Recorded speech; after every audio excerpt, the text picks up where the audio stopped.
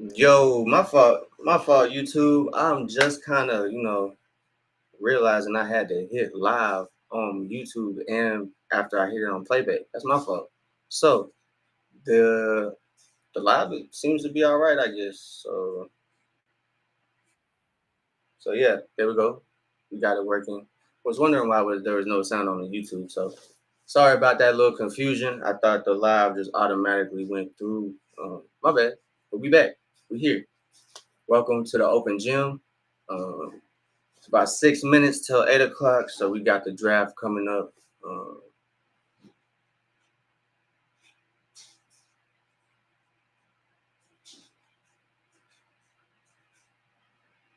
so we got the draft coming up here. Excited for who Atlanta picks, definitely.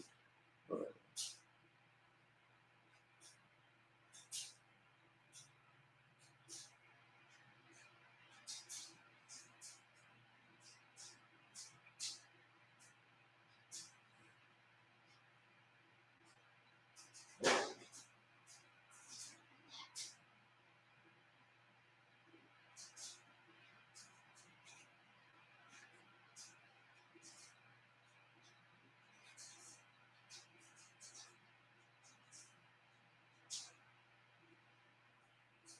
Common Maluwak. That's who I. That's who everybody thinks that Atlanta's gonna trade up for. I don't know. We gonna see, man. We gonna see.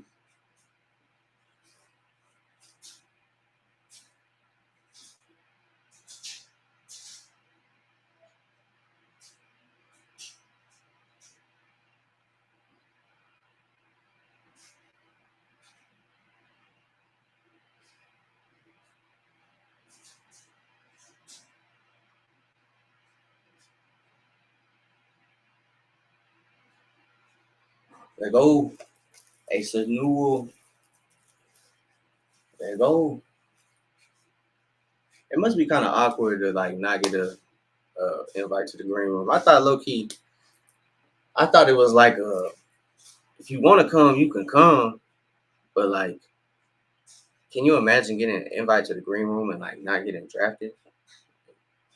I'd be kind of hot. Like for sure, I'd be a little hot. Like, why y'all gonna invite me? But then I ain't even get drafted like that. So who's this brother? I don't know who this brother is.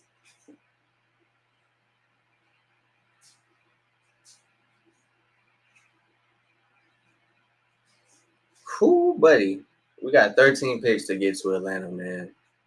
Who y'all think? Who y'all think gonna pop for Atlanta? I don't know quite yet, man. I don't know quite yet. But yeah, man, appreciate everybody who tapped in. Appreciate everybody who is pulling up, followed, subscribed, all that to the open gym. Appreciate y'all. Uh, just waiting on the draft, baby. They're introducing the picks, all the picks that are in the green room right now. So just kind of waiting on that, and then the magic will start. I think they just got to the last pick that's in the green room. So um, it'll be interesting, dog. I think this draft is going to be interesting and full of moves. I think it's going to be. I think it's going to be interesting.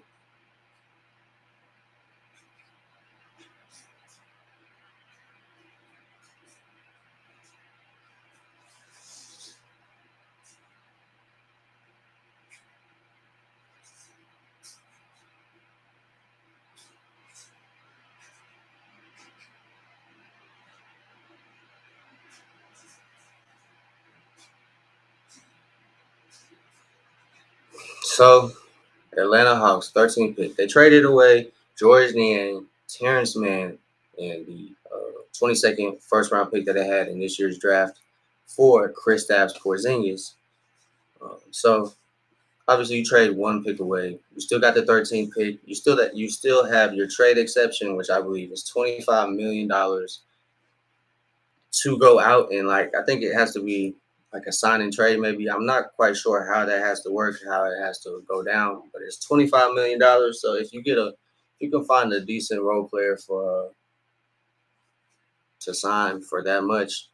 I mean, that's just what it costs these days for somebody that's going to impact your team. So people are realizing you have to give up picks, and you're going to have to give up money to get you know parts of your team that you're kind of lacking in.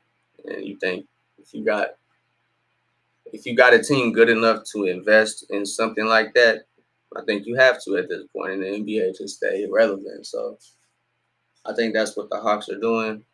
So it seems to be the case, man. They could just be like blowing smoke our direction and be like, "Hey, man, we doing something. Just get off our case." But they just need to be consistent with it. Consistency is key.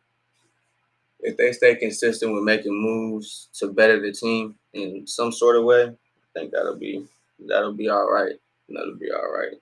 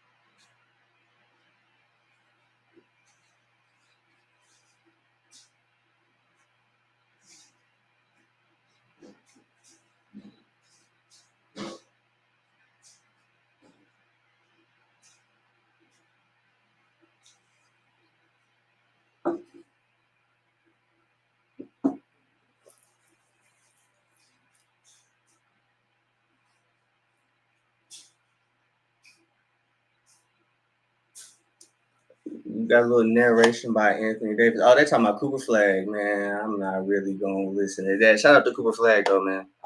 Excellent prospect. He's doing well. Hope he has a successful NBA career. I guess he's talking about auto draft picks. So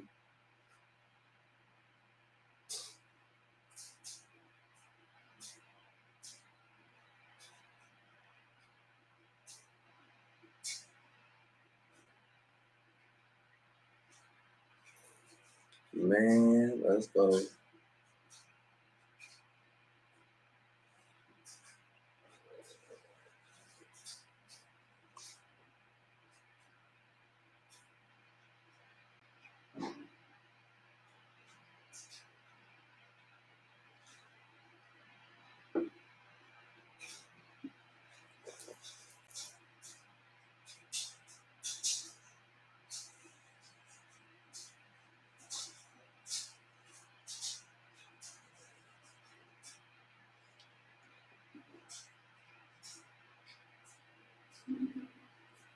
Y'all. We almost there. We almost there.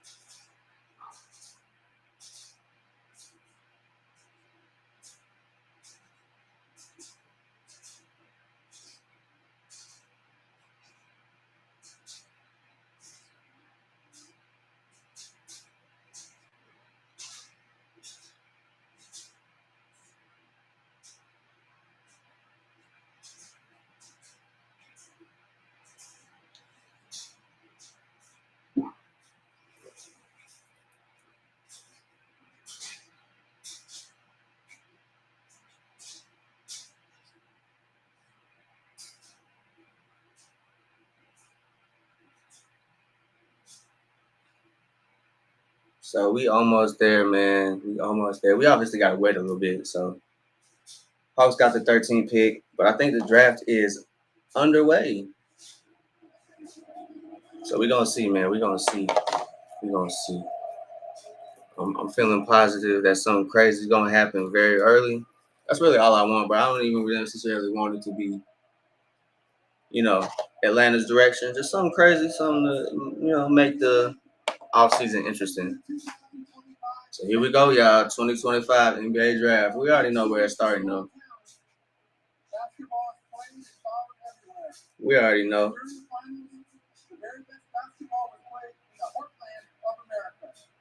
Yesterday, half a million people in a city of 700,000 turned out in Oklahoma City for the Thunder's championship. Talking about the Thunder's championship parade, boy. Another amazing example of how sports can evoke enormous passion and bring people together.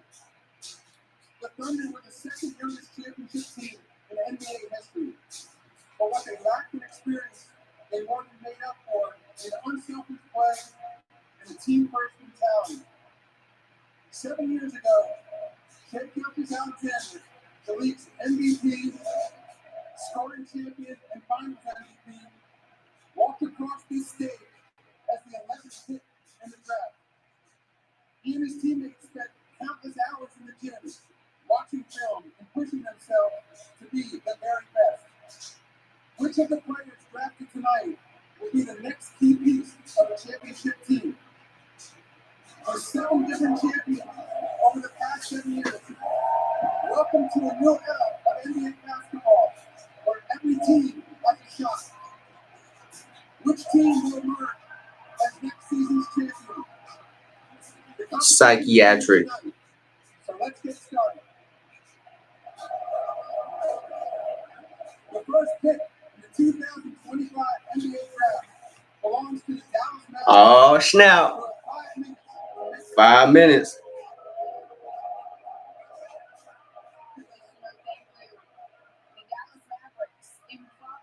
Impossibly, they are on the clock officially with the number 1 pick. Let's take a look at the connection section. It's brought to you by AT&T. These recruiting fans, they came to support the hopeful number 1 draft pick. You can see the excitement there. They have the inside Barclays Center as they're about to walk these young men step across the stage and into the NBA. Practice and jumps 10 spots. That's tied for the most on a lottery winner in 19. Since the Magic in 1993, it was a little bit of a turbulent season. Here's our thought.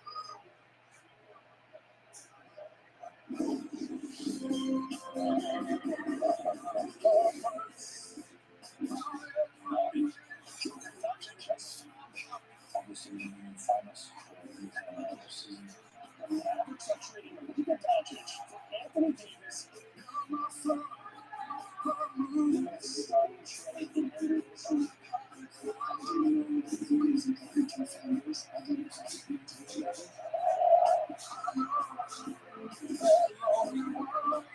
Using their motion style, 45 Columbus returns to the house. Number 1 pick, Dallas Mavericks.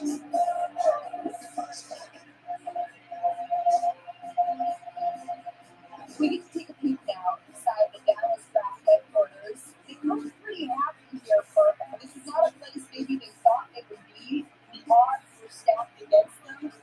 We are pretty sure, pretty certain who they're circling with this pick. But the state of Dallas, at this point, this franchise, this organization, they're expecting Cooper Flag to come in and make an immediate impact. They have no expectations. They're legit type of contender, and we're adding a generation of players like Cooper Flag with what they already have, and how we know it's going to be back.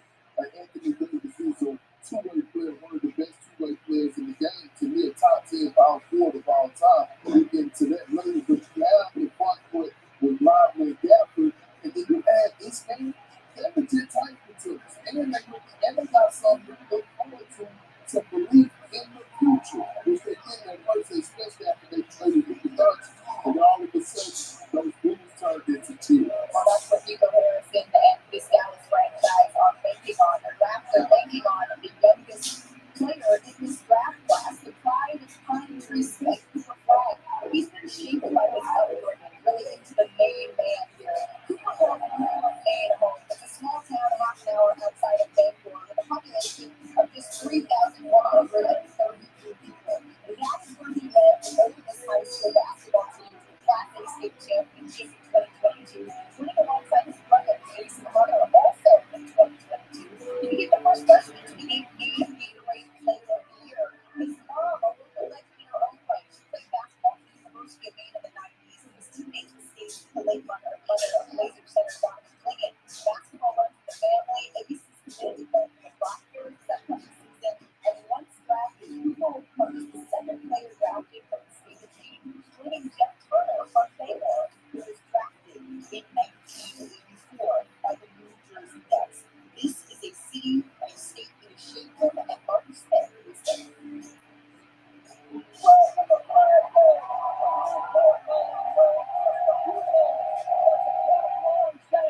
Anticipation is building.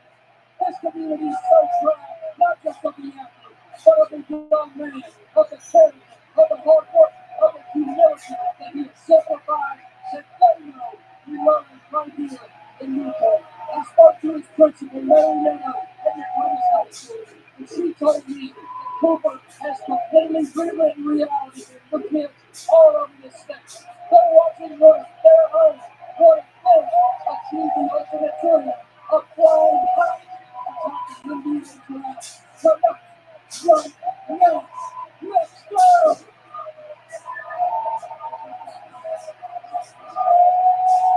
Marty, I don't know how you can't smile when you're watching that scene, that city. This is Cooper High School in Newport, Maine, watching and waiting for the moment that really is just seconds away at this point in the game.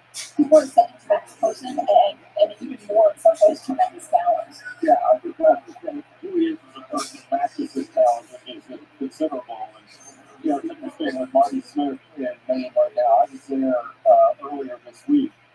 For something different. It was a charity event. But when I was walking down the street, it was amazing. I mean, everybody wanted to talk about Cooper Flag to the point where Taylor Swift and Beyonce were walking down the street and Cooper was behind them. People would knock them down to be at him. That's how popular he is. It's really fun. Well, the thing is, he's so humble. He doesn't like that kind of attention. He really just wants to go out and move. My favorite thing about Cooper Flag, on the court, is even if he's not operating on the offensive end, he can affect winning in so many other ways. Rebound, finding his teammates, getting defensive stops. It's not just his scoring. He makes winning plays in every aspect of the game.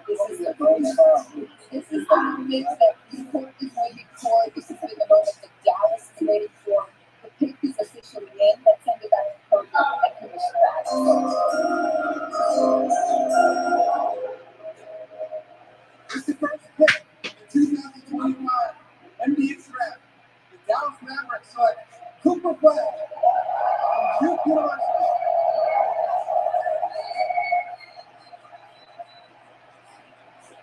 There's such a purity to this moment. A young man from Newport, Maine, sharing his childhood dream realized his mother Kelly and 1,000-foot scorer in her own right. His father Ralph, who also played collegiate ball, his twin brother Ace, and now Dallas, a franchise whose eras were defined by two names. The team who lifted a championship in 2011, and who recently moved about it. But this past season, Dallas made a shocking move to Holland, turning away Utah, missing the playoffs a year after making the finals. But tonight marks the beginning of something new. Look at this city representing for me. They had just a 1.8% chance Dallas did to land this pick, and yet here they are. The main event. Super Flag synchronous. You were called the greatest freshman ever. That's really saying something as he picks up his cap and has his moment with the commissioner. We're talking about that. I'm talking about Jason Tatum. We're talking about Kyrie. That's such super approach. Yeah, Grant Hill as well. What sets him apart is he plays it both ends of the floor. He's equally as impactful as a defender as he is as an offensive player. He's a complete basketball player.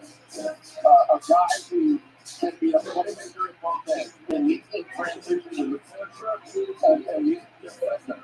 And he's an improved shooter. Early on in his career at Duke, people were questioning his perimeter shots. And in ACC play, he knocked down 44% of his three-point attempts and averaged over 21 points per game. In transition, he is truly outstanding. He's got vision as a passer, but he can also take it to the rack and finish above the rim and do it through contact. But his level as a competitor is something that's rarely seen in my view for an 18-year-old kid. He makes the right play. His goal isn't to get 25 in a game. His goal is to make the right play right now. Now, he's a competitor that never backs down from a challenge. He knew what he was getting into when he went to Duke, the number one recruit in the country.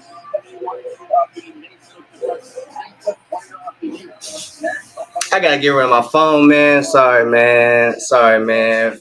Fuck yeah, boy, man. Fuck yeah, nigga, bro. I'm tired of these niggas, bro.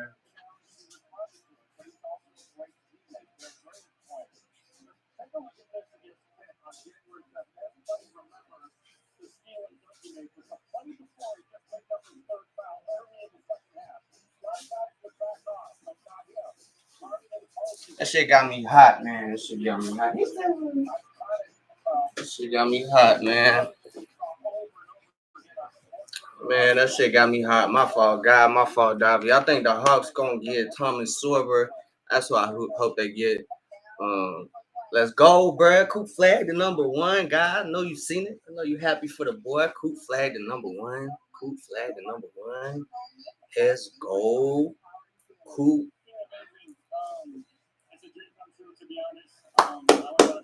Shout out to Coop, bro. I think Coop a dog, bro. Guy had to really convince me, sell me on him. Like, man, he went up in age to compete with players that's not his age, and that man fucking did work and showed up to Team USA basketball. Like, that's what he got. And folks was in Team USA basketball saying like, "Oh man, like he really like that." So he might be really like that, y'all. He might be really like that. He might be. We gonna see. He did moment and he got to this moment. It's incredible. All right, we got the whole contingency here. We need to set the record straight, guys. Damon actually lose to Cooper in the last game. No, it's not a loss. It was a timeout. It's just been an extended timeout. So that's the way it goes. I think it goes to you, Bob, when I get into this moment. Congratulations, Cooper. Thank you. Looking at you guys. Right up to you. Hey, he ready to get to work, man. Shout out to Coop, bro. That's dope, man. That's dope. That's dope. Shout out to Coop, man. His mama said, "Hey, rookie of the year for sure." Except anybody that goes off on Atlanta, I'm obviously gonna be biased. So anybody that Atlanta gets, if they get calm, I mean Cooper gonna get it, bro. Cooper gonna get it, but my bias gonna kick in for sure. Man, that's what's up, man. Shout out to the Mavericks. I know everybody thinking it's rigged and whatnot. I don't think it's rigged, man, but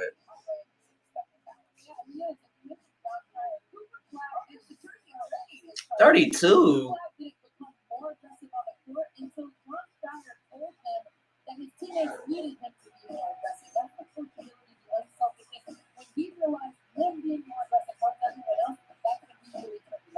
That's what's up.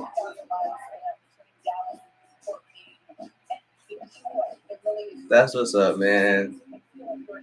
That's what's up. You just like to see, everybody be excited for him. White folks gonna love this man. Holy crap. Oh my god, bro. We're gonna have some insane debates, bro. Holy shit. He from Maine, bro? Oh my god, bro. These debates are finna get insane. Whew. Cooper Flag fan base finna be crazy, bro. That's crazy. Hey, that's crazy, bro.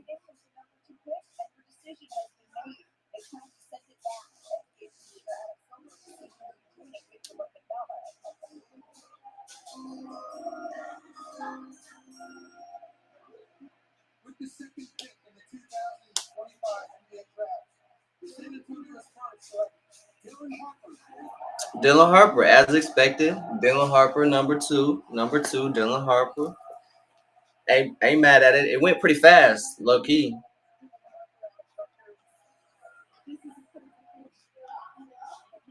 That went kind of fast, low key. They said we're not wasting no time, but we don't need 5 minutes. Just that's crazy, man. Dylan Harper.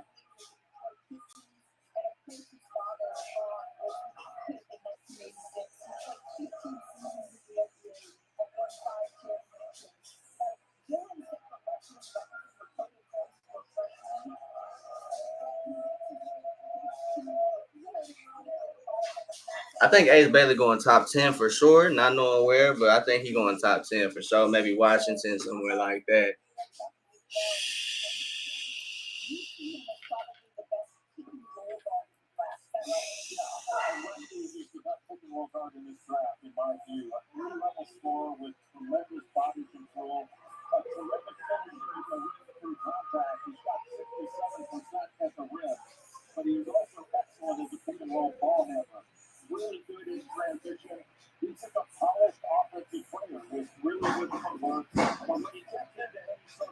Coop number one.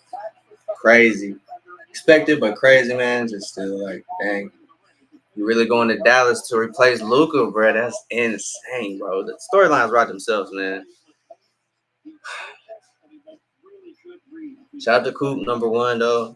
I think he deserved it, man. Like he put in the work, he reclassified, and he went crazy. Shout out the guy for putting me on game. Like I wasn't really convinced, but he really kind of put it in the context. Like, man, that's actually pretty hard, bro. Like we was talking about it the other day. I really think he probably could have been coming out of high school. Like guy was like, yeah, he could have come out of high school, and it took me a second. I was like, yeah, probably, man, probably, man. The way he's like hooping, bro. So yeah, man, that's gonna be crazy, man. I think if the hype is real, like if he followed the hype, like how can Dallas be upset? That's my thing. Like Dallas was irate that they lost Luka, and I understand, but they literally had got the number one pick like a couple weeks later, some change later, a month or two later. So like, if we traded Trey and then got like a number one pick when there was like a prospect like Cooper Flag, I probably would have to suck it up and be okay with it because I feel like it's just as generational. Like 17 years old, reclassified, killing players above his age. You know, His flat out love for the game, his determination, his humility, and just who is this, bro?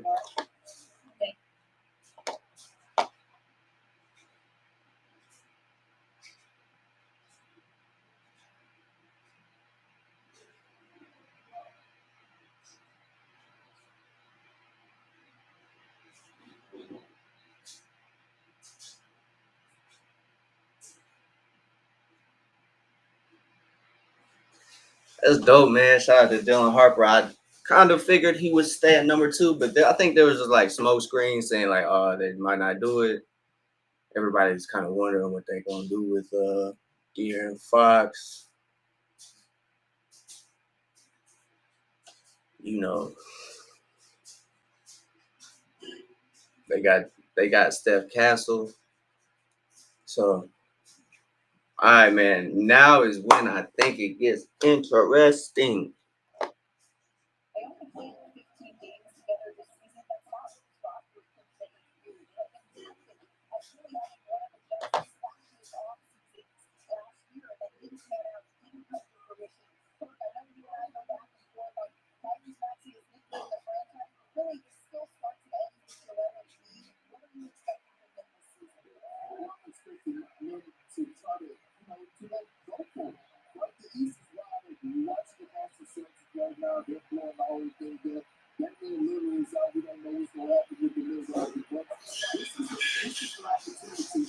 I think this pick is where it gets interesting. No idea what Philly gonna do. I hope. Ace Bailey, man. That's the Con Knipple. I can see them going Con Knipple. I feel like Colin Murray Boyles is redundant if they sign Yabusele back. It's just questions because you got the center position that's filled, you got the guard position that's filled, you got the wing position that's filled. So anybody that you draft is gonna be sitting behind somebody, so their development is gonna be hindered. And I don't think like the Sixers have a really good development program of getting guys in the G League and then getting them from the G League to the league. I just don't think they got that the program. So especially which is crazy because it's like trust the process, but y'all kind of lucked up. So we're gonna see. Yeah, because I mean they still got they got free agent Quinn Grimes. Yabusele's a free agent. I think Oubre's a free agent if I wasn't mistaken.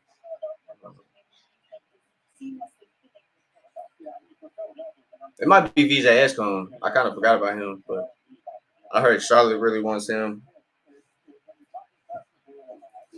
But they could trade. They could trade.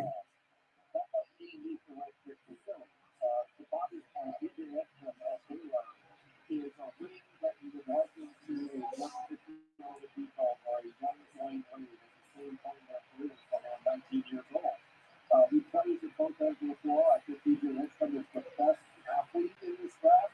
He's the best shot maker, and especially contested shot maker. But the take him, given that he didn't work out. Boy, it would be crazy if they select Ace Bailey. Cause I mean, that would be something Daryl Morey would do. I feel like just like fuck it. But I think Philly. I think Philly can.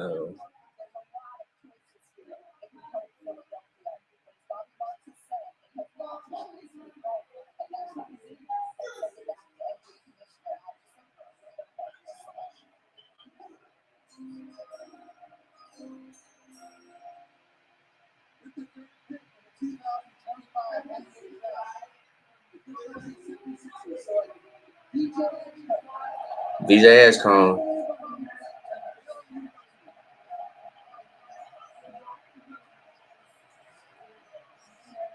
I mean, they're gonna have to let go of Quinn Grimes. I feel like I don't think they would let go of Jerry McCain. I don't feel like they're gonna let go of Tyrese Maxey.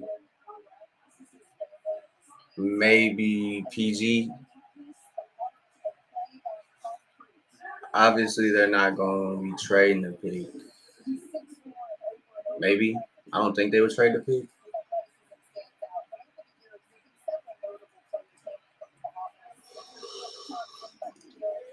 Oh shit, Michael Thompson's from the Bahamas.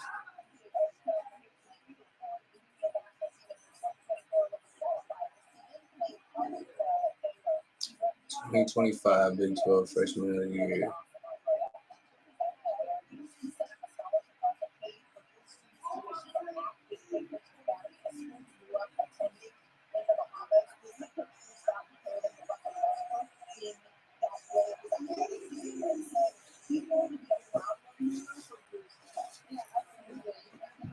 Going to be a problem last season. 15 points a game, 44% from the field, 5 rebounds, 3 assists. So pretty solid, pretty solid numbers. Can't be a developing shooter, elite athlete. Play some highlights, ESPN. Come on, what y'all doing? There we go. 6'4".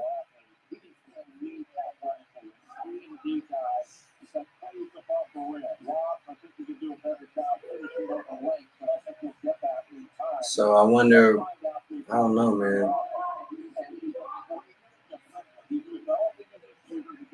I wonder what it's gonna be like.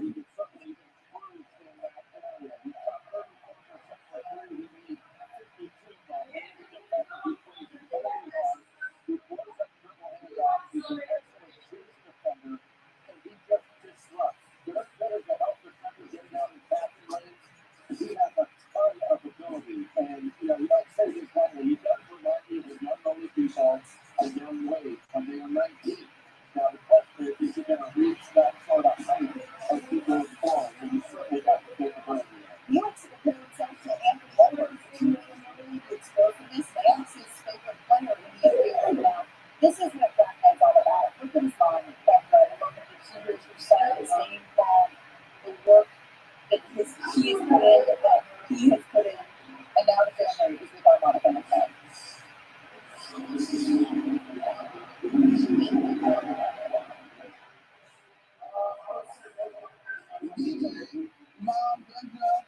DJ Escom.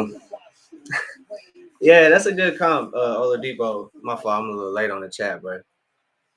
But Oladipo comp, I can see it for sure. explosive, athletic. Um,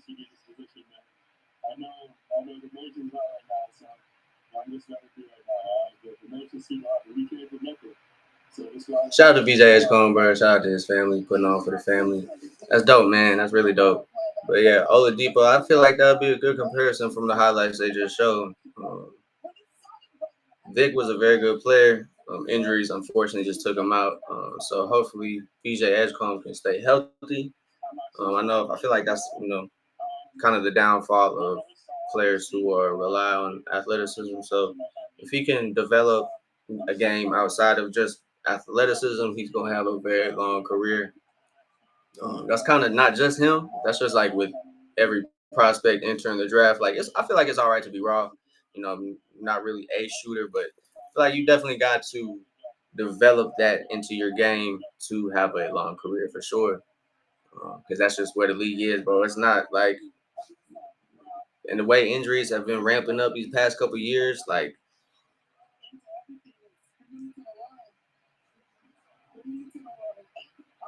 so Charlotte is another location. Ace Bailey said, "Don't draft me. Do not draft me." If I'm not mistaken, he said he don't want to go to Philly or Charlotte. Like, don't draft me.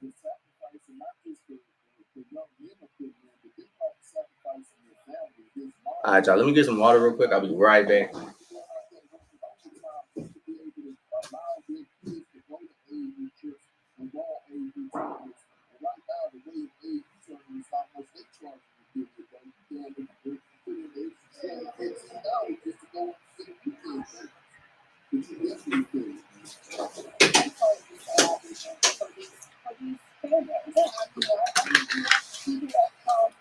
Hey man, when the trade's gonna happen? When the trade's gonna happen, big?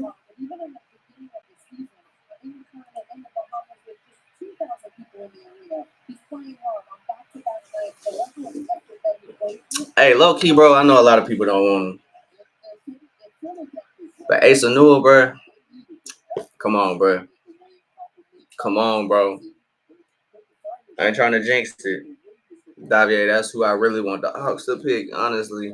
I went with Thomas Sorber just to kind of, you know, throw a smoke screen. But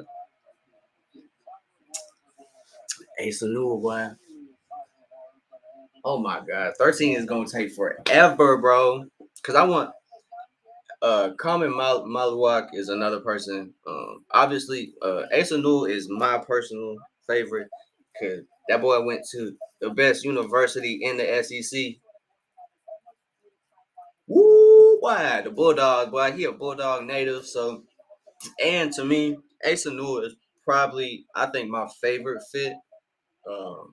Because he's like a 6'10", 6'11" big guy who is athletic. He can put the ball on the floor, and he's not like impactful on the like putting the ball on the floor, but he has a feel for the game. He's able to do those things. So I think that's gonna be real impactful if you pair him with a person like Trey Young, who's phenomenal, best point guard in the league, if you ask me. Um, Two, I think if you pair Asa with like Jalen Johnson, Onyeka Okongwu, let him get runs in there. Zach Ricochet, Dyson Daniels. I think he would be a beneficial piece. Um, Dallas Mavericks had a player, Derek Lively, that that at the time that he was getting drafted, the Mavericks got him and they paired him with Luca, and that was somebody I thought could really go well with Trey. So he's kind of that archetype of a big athletic person who can go get the lob off a pick. He's athletic, like I said, so that's really it. He's tall as hell, so Hawks need as much size as possible for sure. Let's see who Charlotte got.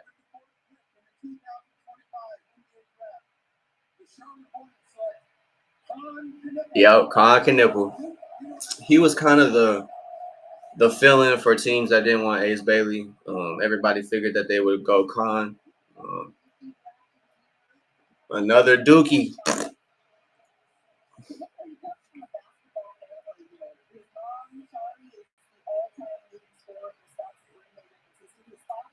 Hey man, is it just me, or is it like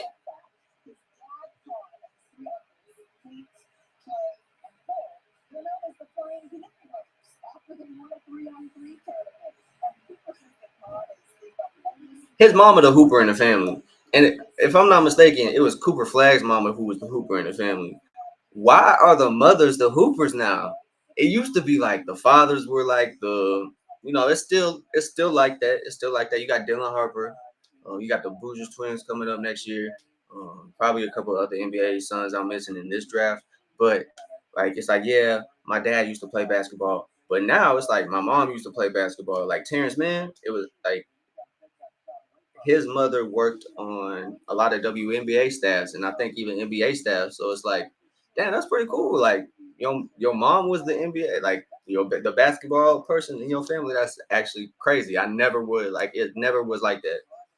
Um, moms are always number one, bring you to practice, all of that stuff. So like usually they're involved in that aspect, getting you ready for the game, getting you to the game, getting you from the game, making sure you're able to go to the game, for all that stuff. Moms make it happen, but they usually aren't like the sport on the sports side, like putting in work. But shit, it's cool, man. You know, that's what's up. See the whole family together. That's what's up. And like the mom be the competitive one, boy, I know that house was hell, boy. Everything a competition. That is funny as hell. But shout out to them, bro. Shout out to them. That's what's up. But yeah, man. Shout out to everybody tapped into the open gym. We locked in on the 2025 NBA draft. We are at pick number 5. I feel like it's gonna take forever. I'm just waiting for 13, really. So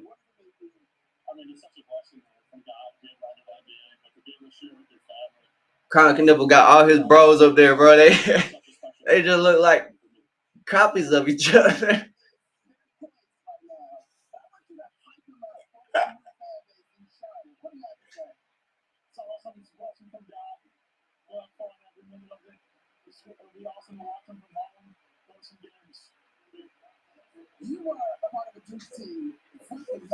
Shout out to them, man. They real humble. They got a humble family, man.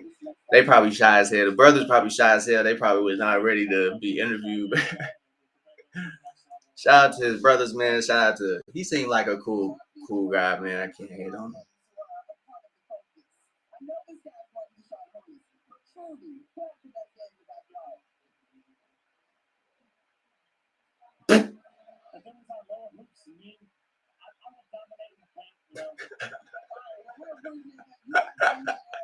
Somebody still don't business, bro. Finally. I'm saying, bro. It's literally like the fucking it's literally the AT&T bars, bro. It's literally the AT&T bars, bro. That's crazy. That is crazy.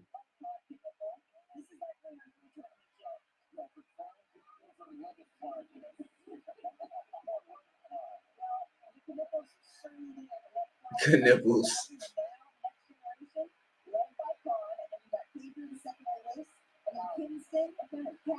Cash, Cager, Khan, Kinston, Kidman.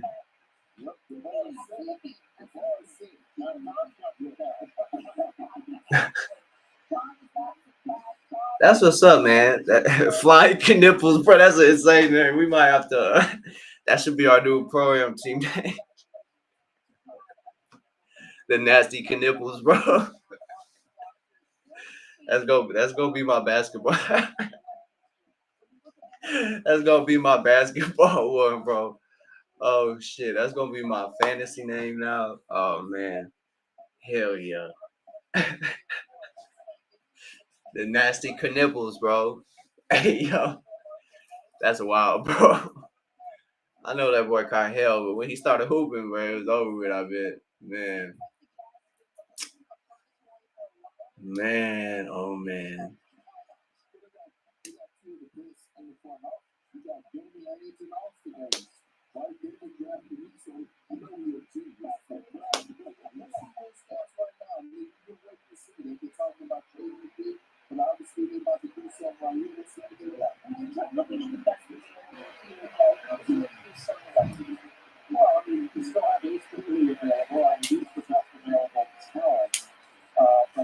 Ooh, Utah.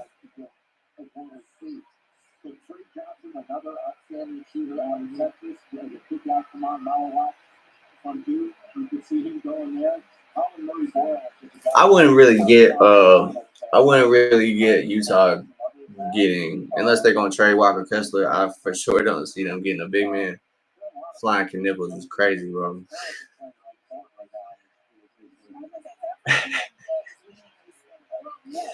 Hey man, that's crazy, but we'll see. The Jazz, I have zero idea what the Jazz gonna do. Like I don't know if they're gonna blow it up.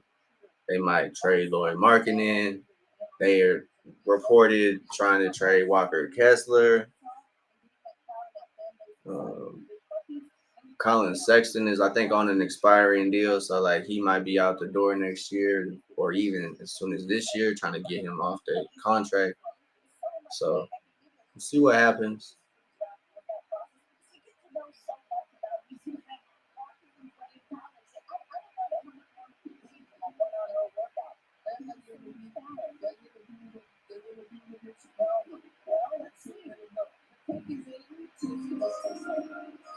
Might be Ace Bailey.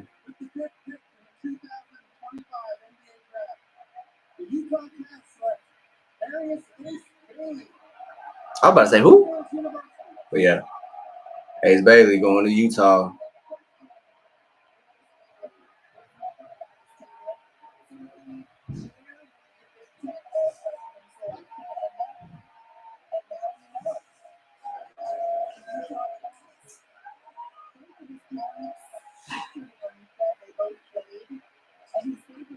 His name is Arias.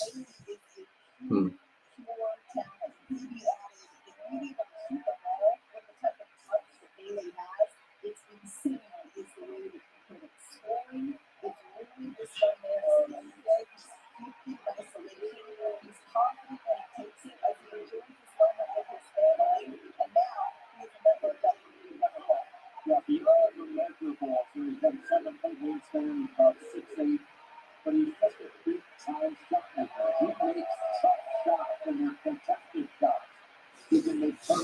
Ace Bailey, shout out to Chattanooga, boy. Chattanooga's own, boy. Chattanooga's own, boy.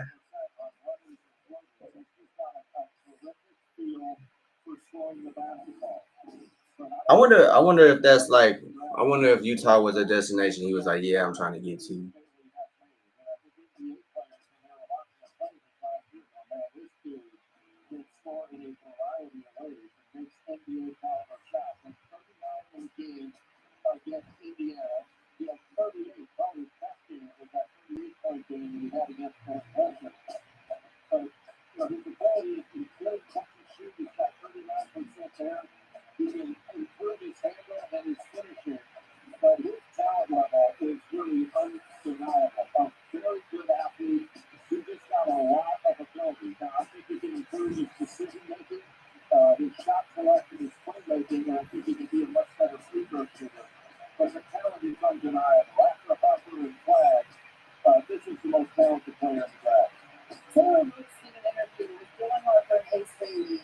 Man, shout out Chattanooga, Ace Bailey with number five pick in the NBA draft.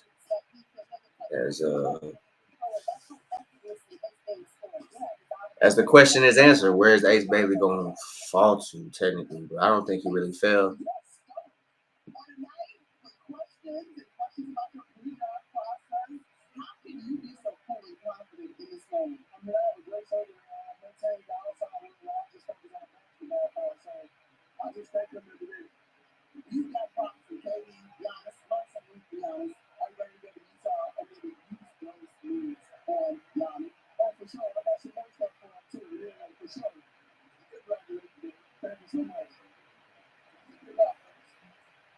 Calling out Giannis on your first day on the job is insane. That's crazy, wow. That's crazy, boy. Calling out Giannis on the first day of your job, boy. But hey, I guess that's what stars are made of, right? That's what stars are made of. I guess. I guess. I guess that's what stars is made of. I guess, my boy. So we have pick number 6, Washington. There's been some reports that Washington's trying to trade, looking or not looking to, but listening to trading down, trading out of that pick for something. So we'll see. I'm really ready for the trades to start popping up. I will be a little disappointed if nothing happens regarding the trades. So we're gonna see. We're gonna see. We're gonna see for sure. Um, 7 picks away. 7 picks away, baby. 7 picks away, and now is when it starts getting fishy for Atlanta because like a lot of the teams in front of them are not really looking for exactly the same thing, but a lot of the players that Atlanta is looking at can fit for other teams as well. Like different aspects of the game still work for other teams too. So it's not like the players like I want to fall to Atlanta or not getting looked at by other teams or kind of under the radar, bro. It's really just like the teams might snag the players that Atlanta has been looking at for a while. So yeah, man. It's a lot of guards left, a lot of forwards. Not really a lot of guards, but I feel like after pick 30-ish, 30, like kind of towards that second round is when the draft really starts falling off. So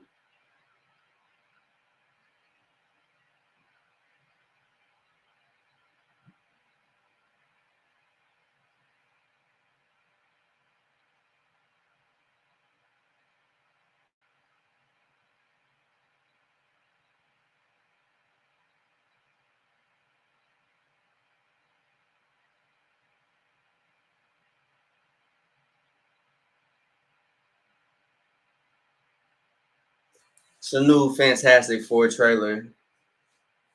Chaz Lanier, man, he gonna be a sleeper. We'll be interested to see where he goes for sure.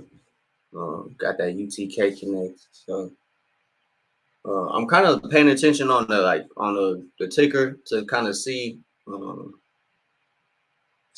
what's up, see who's finna be mentioned.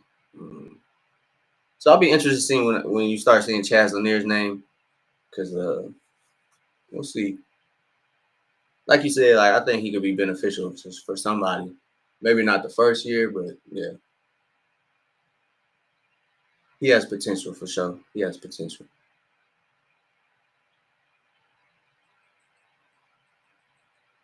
Right? What if he go to the Lakers? What if he go to the Lakers and team up with DK? That'd be kind of lit. Him going to the Lakers, teaming up with DK. I'm saying, bro, bench bros, and then kind of once I think LeBron gonna leave, bro. Like if it's not next year, like to retire, he might dip out and just say I'm choosing a different team. But you never know. He might say I'm finishing out here. So yeah, man. Shout out to the draft. Pretty. I mean, nothing really crazy, but still kind of like everything that has happened so far now isn't out of the ordinary. I think the only thing that is surprising was like Ace Bailey going to Utah because nobody really knew, nobody really had a gauge. Everybody was saying he wanted to go to New York, so that would be Brooklyn or Washington was another location that I was kind of hearing reports about. So Washington,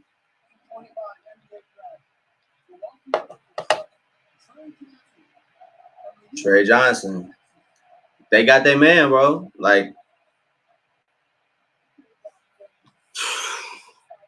that man really took JP's spot. Trey Johnson took Jordan Poole's spot, and he not even in the league.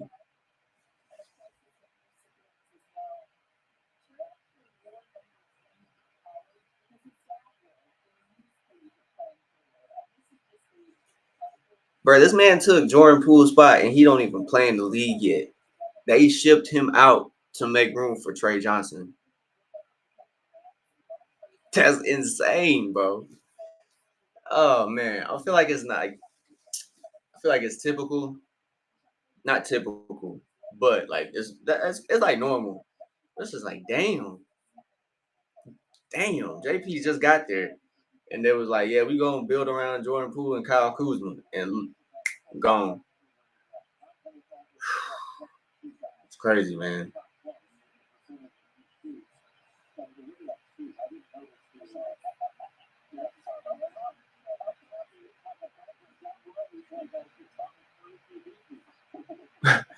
Hey, the suit shorts are hard, bro. They're baggy. A lot of people go weird and like, that's funny as hell. He fly, bro.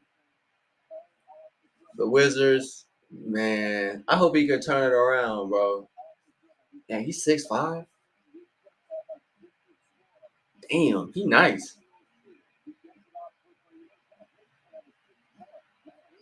Damn, 6'10" wingspan. Sheesh.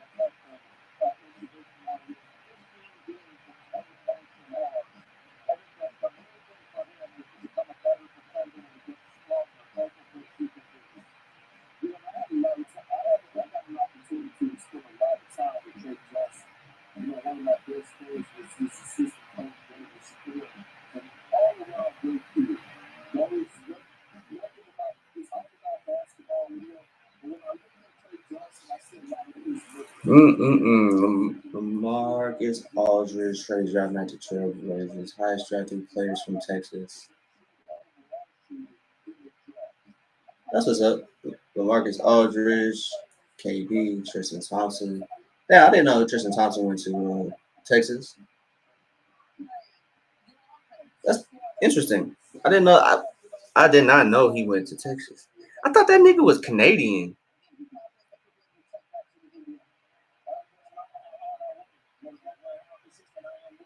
That kind of I forget how young he is. All Rick Barnes. Damn, that's all Rick Barnes. Oh, I guess yeah. Shit. Damn. Damn, bro. Damn. Bro, if Rick Barnes was popping his shit, if like he was bragging his shit, he could probably talk his shit with compete with what's his name? What's his name? Calipari. He man, Calipari out here like man, nigga, I get these boys paid. Bro, if Rick Barnes was popping his shit, nigga, what? Yeah, but I'll be like, hey, KD, come talk to this boy. Come talk to this man, bro. What, boy? Hey, I can't lie. He is one of them ones, bro. That's insane. LA, KD, and all the other ones. Tristan Thompson. That's actually impressive, bro. And like, I don't know, but like the players from Texas that I can think of, like Avery Bradley. If he was a part of Avery Bradley, that's insane, bro. That's crazy. He really liked that because I know he had like PJ Tucker too when KD was there. Man, Jared Allen, god damn, man, he real humble for sure. He real humble because, bro, that's like a starting. That's a starting team. That's an NBA team. That's an NBA team right there. That's crazy. That's crazy, man.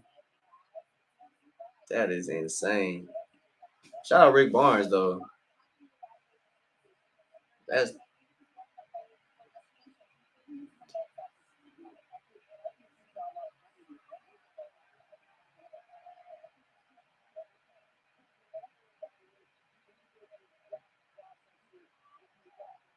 So they're kind of saying Trey Johnson may have not wanted to go to Washington, but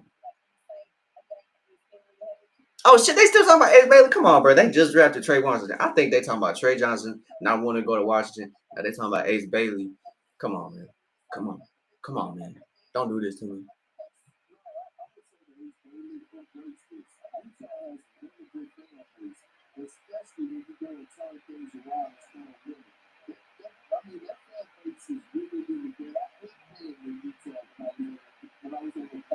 I mean, he right. Utah do got a good, solid fan base. I think a lot of the small markets in the NBA got a good, solid fan base. I don't think there's really any like unless a team just shit in the bed and like that's it's more parts than just like the players stinking. So like when a team is bad, like the franchise is usually bad as well. It's not just like the players, the product that gets put on the floor is bad, and so the fans aren't gonna want to come support. So like I feel like it's like a domino effect, and it's starting at the very top with ownership. So it's really on ownership if they want to take it serious or not. So and then the fans gonna take it serious if the ownership takes it serious. So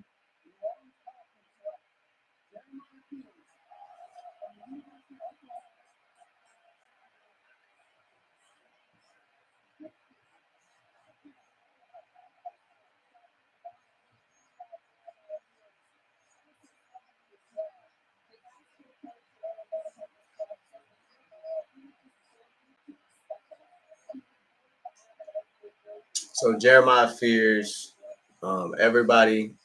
Hey, first Oklahoma player drafted since 2018. Guess who that was?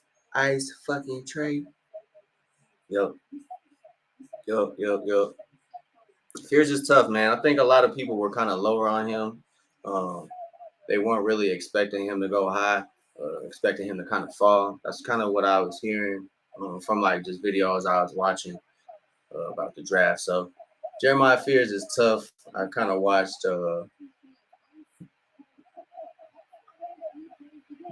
Excuse me. I kind of watched some highlights throughout the year because Trey was posting them all year.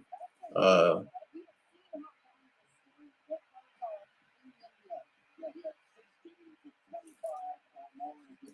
Trey is the general manager at OU, so probably could see them kind of having some sort of relationship. But shout out to Jeremiah Fears, man. I think he was underrated. I think I feel like I mean not really. Went pick number 7, so I mean shit. You in the lottery, dog. You might not be pick number 2 through whatever, bro, but a lottery pick is a fucking lottery pick, bro. You still one of the first 15 names in the class to get drafted, so it's not like it's a bad thing. I think people look at it like you're supposed to go super high, but if the team that drafts you fits you, I think that's the biggest win. If it doesn't, like, can't really do anything about it. Just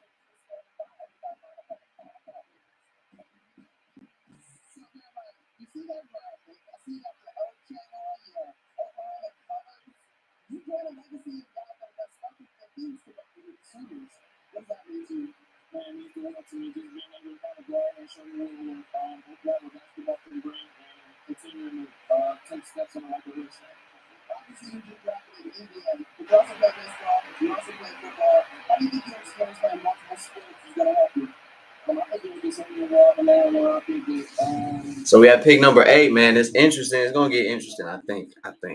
Don't take my word for it. I might not be right. I don't know, but it might get interesting with trades. A lot of teams have been talking draft up, trade up. You know, so we gonna see, man. We gonna see. We gonna see. I'm nervous laughing right now because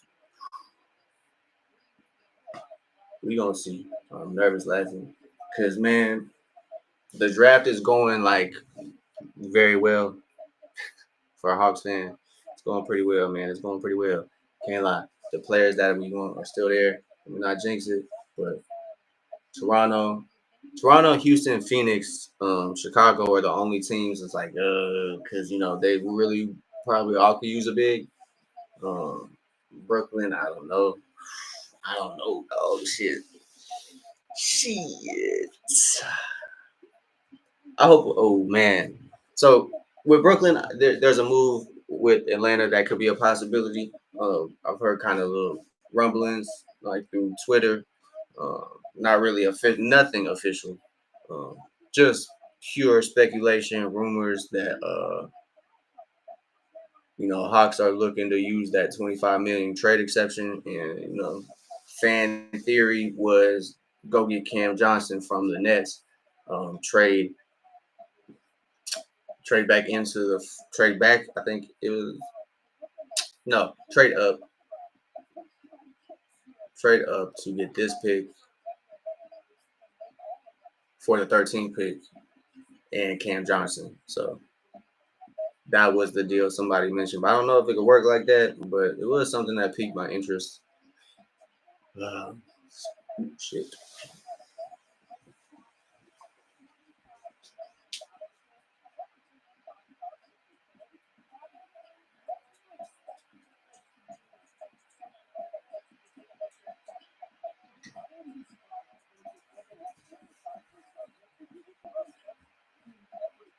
Uh,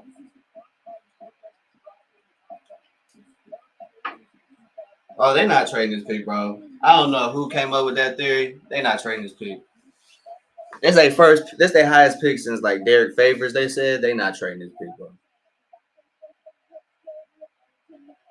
Fuck. I already know who they getting. I don't know, but they might get Maluwak.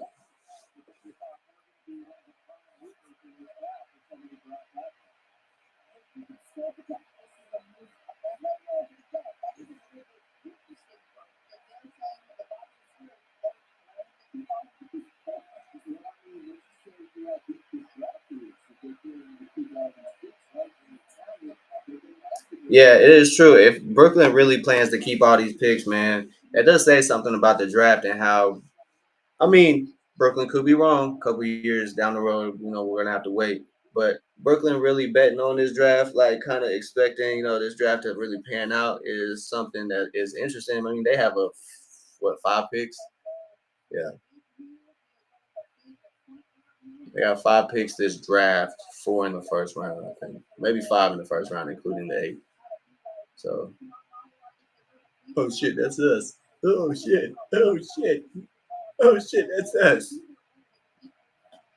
Head at me. So they got Colin Murray Boys ranked ahead of Common Maluwak. So isn't the most. I don't know.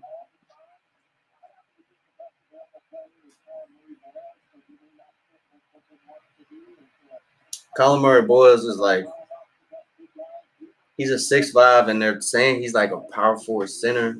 I just don't get it, bro. Like small ball don't work. So like, why are you gonna set him up? Like push him to 3. It would make sense. But...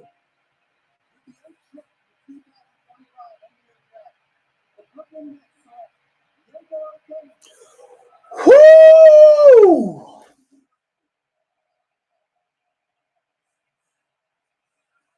Let's go, baby. We still rolling.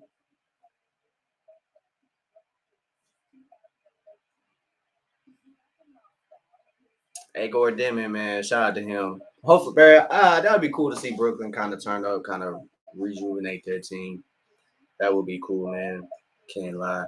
But yeah, man, who y'all think is a surprise? Who y'all think is going? Oh, sorry, Mama Bear. I am just now noticing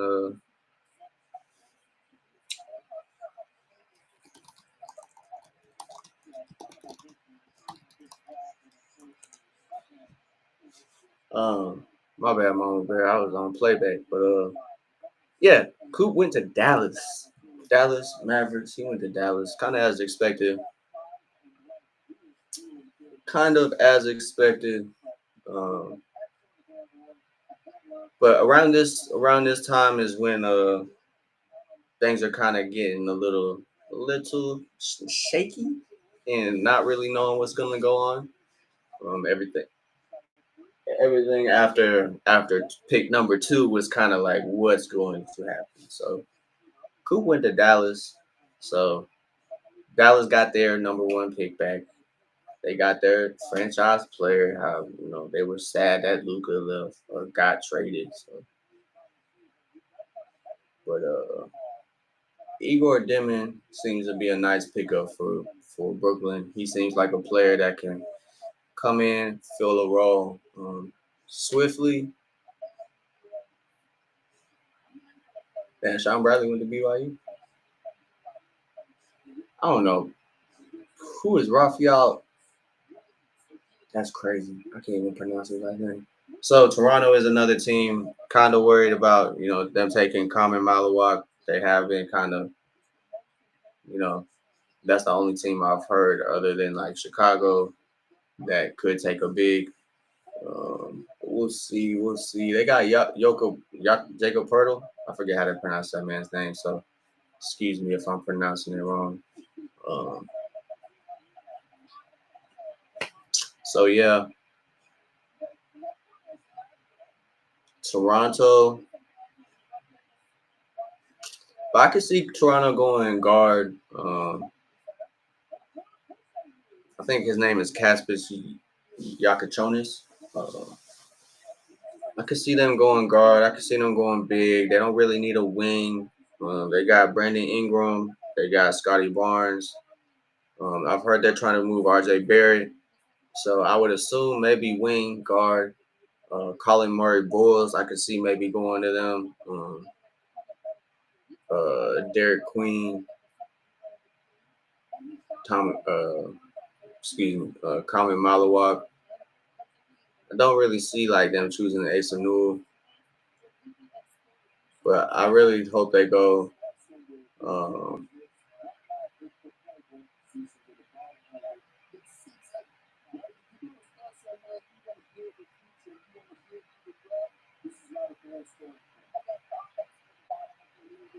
so, hey man, it's kind of getting interesting.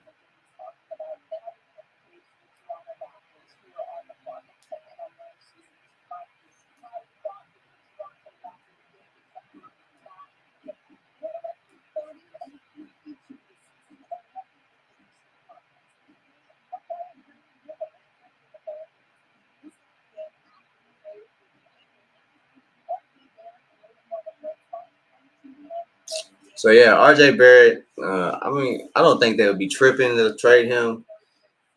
Don't think it would necessarily be wise. So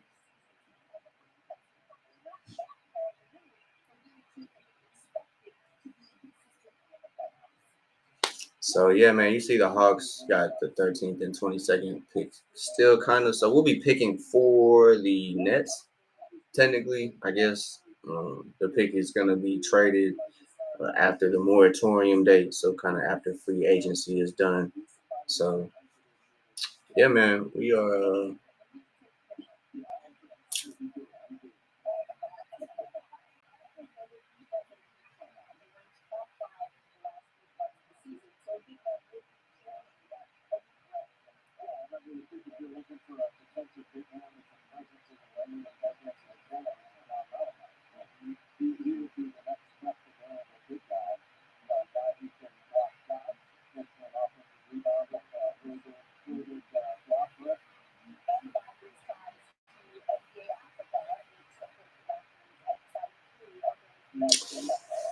Man, they might do it, bro. They might pull the trigger.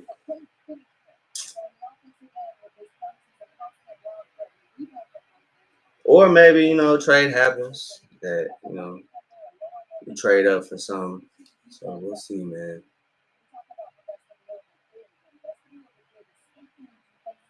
Rich Paul, his agent.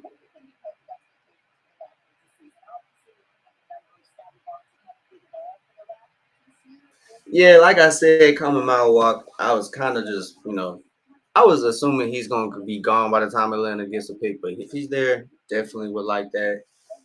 If he's not, there's definitely other options. So We gonna see, man. Feel positive. Atlanta could make a trade with Toronto. Maybe trading back 2 spots. If Toronto has their eye on somebody else that they know they got intel that they can trade down and still get their guy, they might do that. So I don't see why Atlanta would do that, but forget which team they was talking about Atlanta trading up with to get higher in the draft. But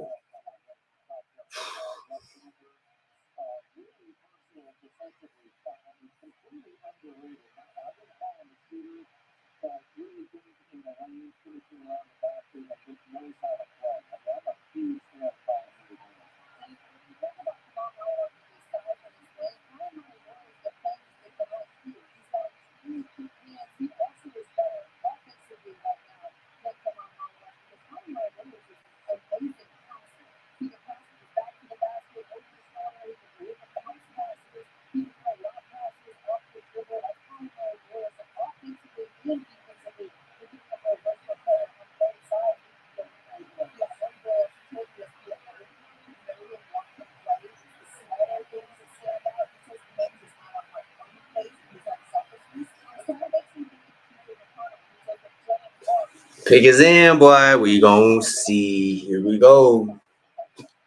Here we go. Here we go.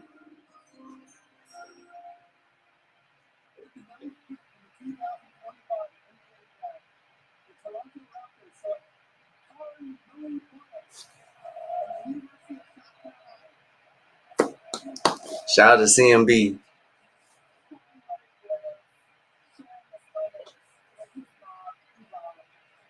The only team I'm really slightly worried about is Chicago. Because Chicago might go big. But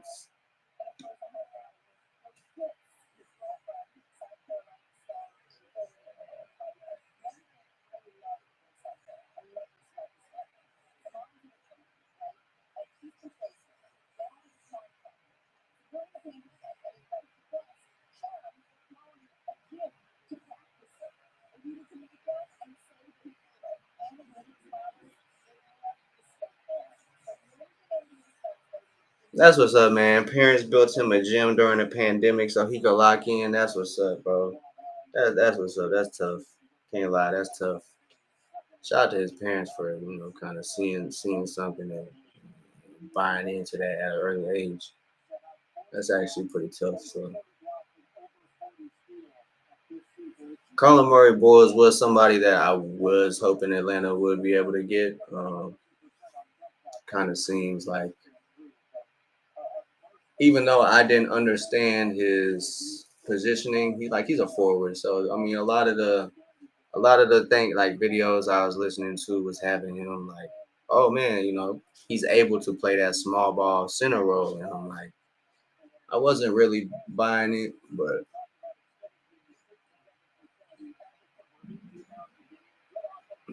he was the best player on a not so great South Carolina team. So I also think that means a lot. Like, he got heart. And it's not saying other players on South Carolina don't want to win, but he has the skill and the want to. So that's beneficial to have both. So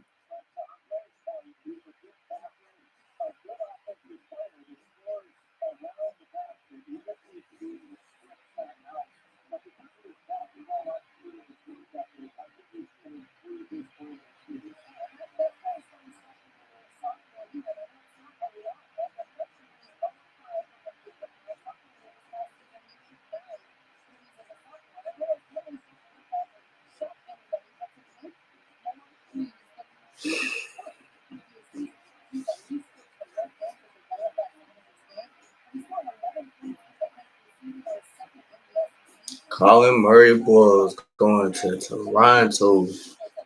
Um, so Houston. That's funny. So Houston traded this pick, so they are not on the clock. They traded this pick to Phoenix. Phoenix is now on the clock, so it'll be interesting to see what Phoenix does. Uh, they are a team that's looking for more guards. maybe not guards, but like forwards. They are looking for a center for sure. I'm addressing the wing position. I'm loading up on them. Or it might be time for them to take a seat. Right? They need a seat. They've been searching for one to hold it down to go with Devin Booker. Obviously, we saw DeAndre Ayton. He didn't work out with Devin Booker. Duke Nurkic. He didn't work out as good as top. So yeah, they're gonna need to look for a guard, a wing. Maybe not wing is a high priority, but a forward, like center.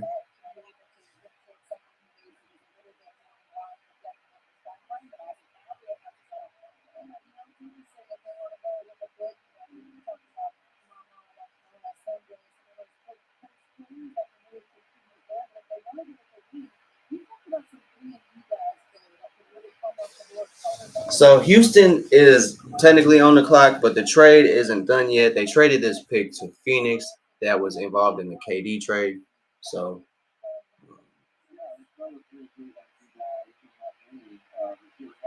Miles Turner. Miles Turner did go to Texas. I'm just picking up on that.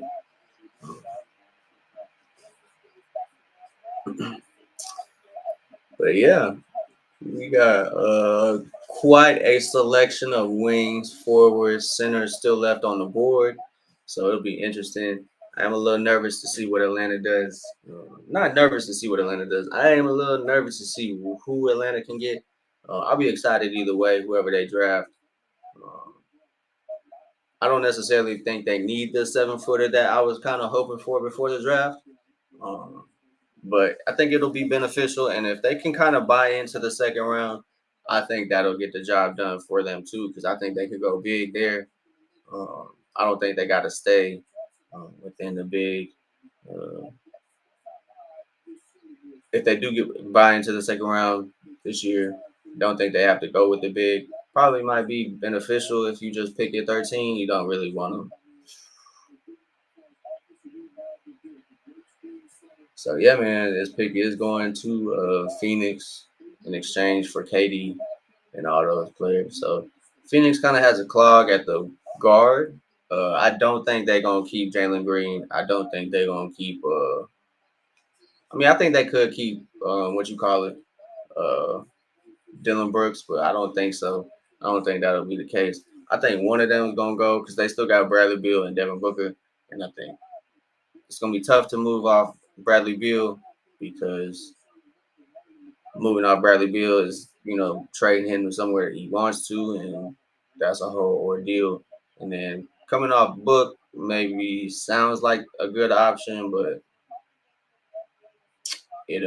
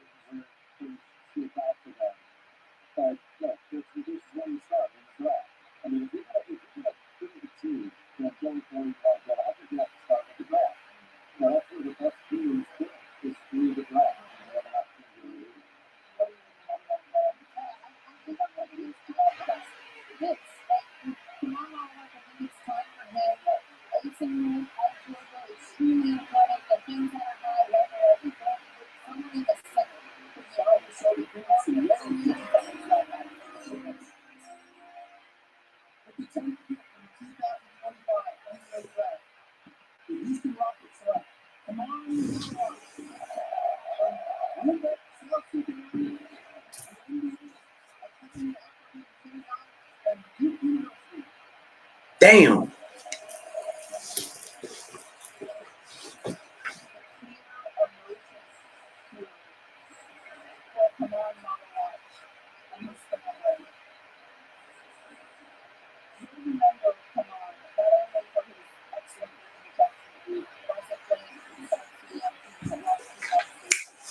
Man,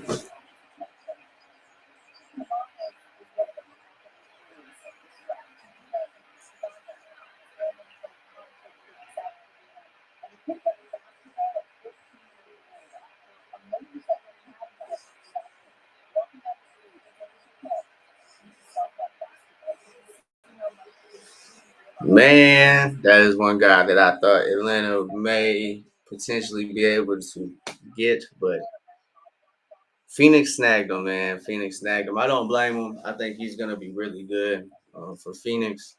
7 foot center, defender, athletic, can shoot, or at least he's trying to get shooting under his bag. So 71% from the field, 1.3 blocks a game.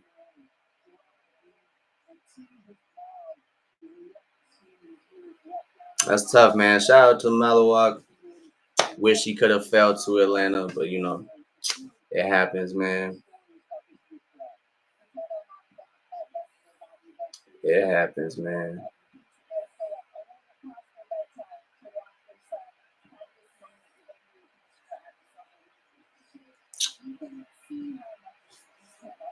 But yeah, man, I really thought Malawak would be able to fall to Atlanta, but Phoenix snagged him up at number 10. Kind of expecting that, but the more he fell, the more unexpected names that were popping off. I mean, shit. I thought it could be. I thought it would be a possibility, man. I thought they could do it, but it's still a lot of names that I'm really positive that if they are available, I think Atlanta can still select them. As I was saying, like I wasn't really buying like Malawak going to Atlanta. Like I wasn't really like believing. It was more so like Atlanta has to trade up, or he's just gonna have to fall. So he was that close, man. It was that close. That's not to say they could be trading, making a trade, because Atlanta does have the 13th pick. So if Phoenix says, "Hey, we'll give you this if you give us that," could happen. Could be what's in the works. So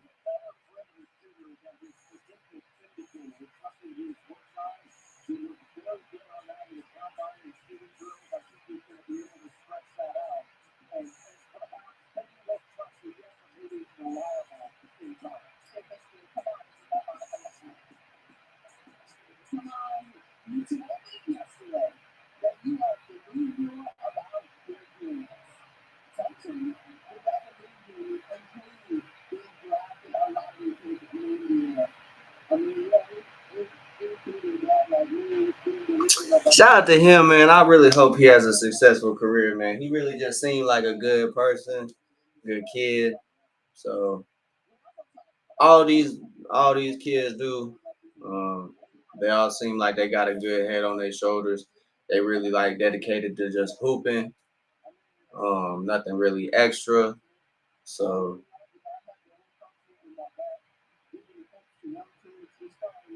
that's what's up, man. Shout out to him. Hopefully he has a successful career along with all the draftees tonight. But man, that's dope, bro. That's dope.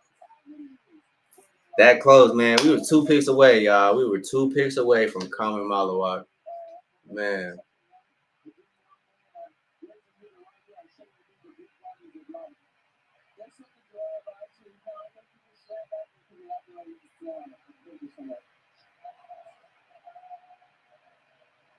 Shout out to him. Shout out to Monica McNutt.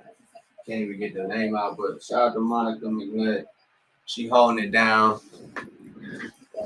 Holding it down with the reporting on the sideline, I guess that's what you call it. But man, oh man, it's kind of nuts, bro. Mark Williams to the Suns, for real?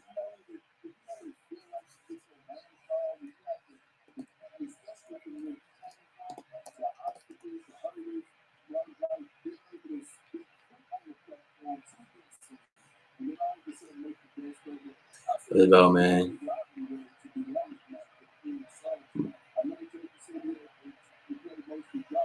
You said Mark Williams to the Suns. Got peep it. Well, I don't know if you being funny or not. Ooh, shit.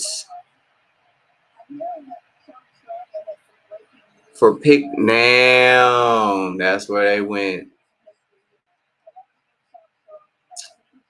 Guy with the breaking news, number 29 pick thus far. Hey, bro, that's what's up. Guy breaking news on Open Gym. Who needs Sean? I mean, you probably got it from Sean. But hey, breaking news from Guy Bird, Mark Williams to the Sun, number 29 pick this draft and a future first. So, Phoenix, they get their two centers, bro. What? Even though Mark Williams ain't really like, he's a good offensive center for sure. Injury, questions, all of that good stuff. You know, I think LA probably was like, we just don't want him. We don't want to pay him.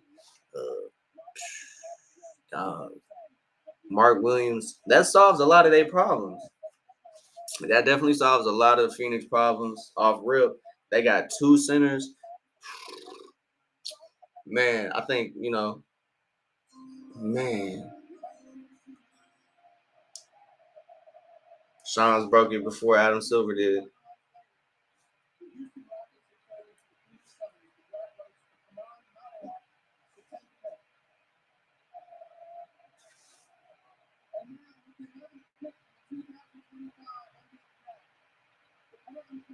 Kind of odd. Okay, I'm not mad at that. That's another name guy kind of put me on, Cedric Coward.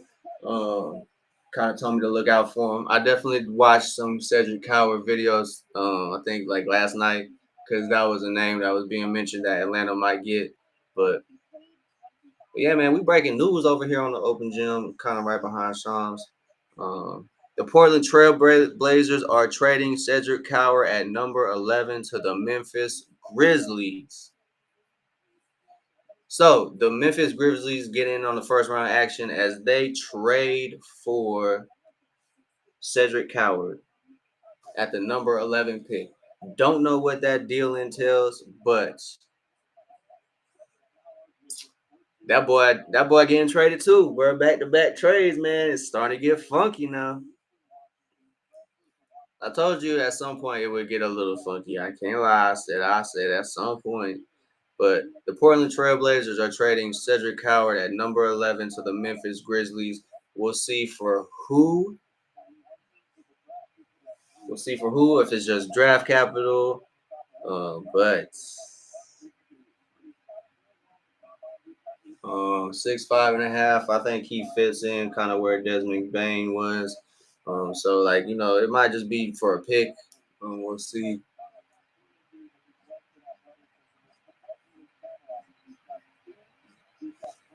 So they're still not talking about the proposed trade unless I just missed it. The volume too low. Cedric Coward going to Memphis.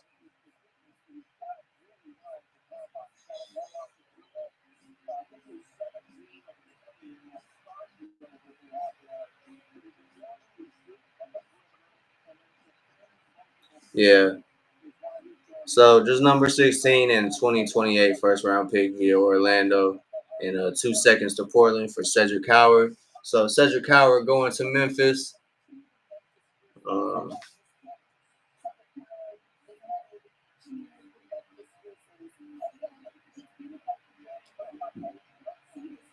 Man, one pick to go. It'll be interesting, man. I think it'll be interesting. We'll see what happens. I think I don't really know what's gonna happen.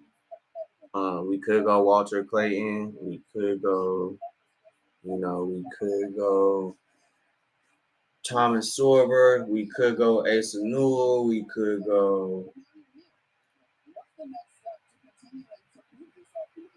I don't think. Yeah, you're right. I forgot about Derek Queen. Hopefully, I think Chicago's gonna be looking for a center too. That's what I would think. So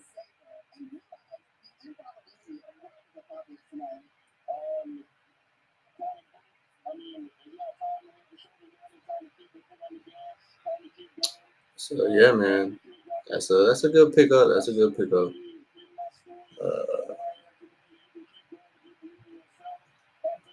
I wonder if he know. I wonder if he know what's going on. Like if he know what's the deal. Noah Esenge. Not sure if that's the right pronunciation, but Noah Esenge. He's he seems to be a top prospect out here too. So like if Hawks went that direction, wouldn't be mad. Just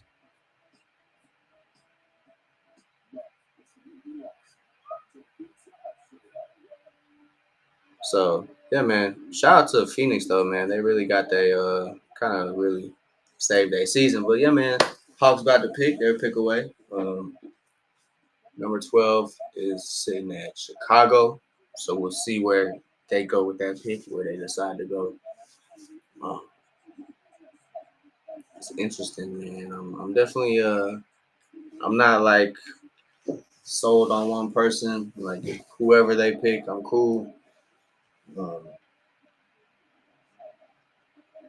I could see them getting Neat Clifford too. I've heard that name a lot be mentioned in mocks, whether it be because I don't think they need to go center per se, but they should more than likely go big, not guard position either. Center, forward, or really tall, athletic wing, whoever that is in the draft. So I don't think center is necessarily a must, but it has to be a big somebody in the front court to where they can help with the roster, and they can help with size. So don't really want to get like a guard at 13 unless we're for sure getting some second round picks to maybe shoot at a big. So, but yeah. Hmm.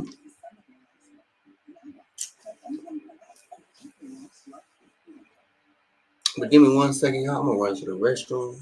I shall be right back, right?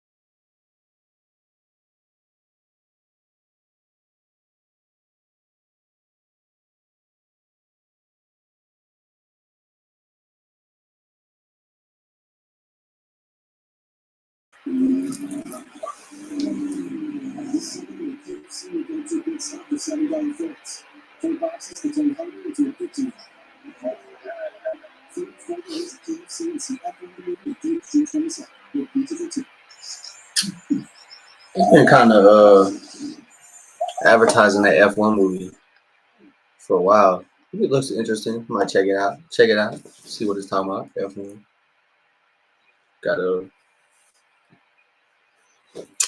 some damn some interest. I think so. Might check that out.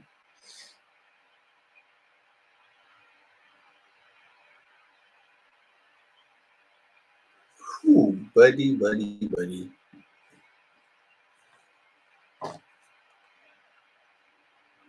So front court depth is where it's at.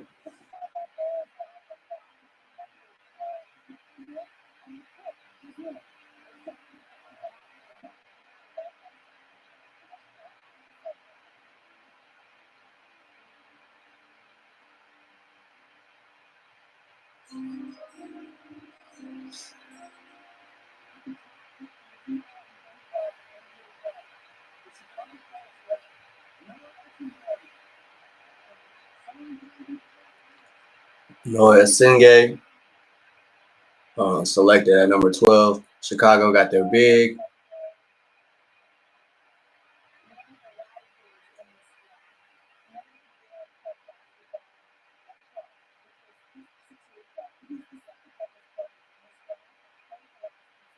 So yeah, so they're saying he played basketball when he was 12, which is like 6 years ago. That's insane. It's nuts, bro. My man's was 12 and less than 10 years. He a professional basketball player. That's crazy. That boy is huge. So second youngest in the NBA draft, 3 days older than Cooper Flag. So he's 3 days older than the number one pick. So the upside there is tremendous. If he does develop, uh, that's a really good benefit for the Bulls. So shout out to the Bulls, a versatile defender. So they got, I think they got their replacement for Vucevic if they do let him walk. I think the East is wide open, and I think the Bulls will be kind of silly not to make a move to try to be competitive. I think with the East being wide open, man, you got to make a move. So, but man, it's the time we all been waiting for. Come on, man.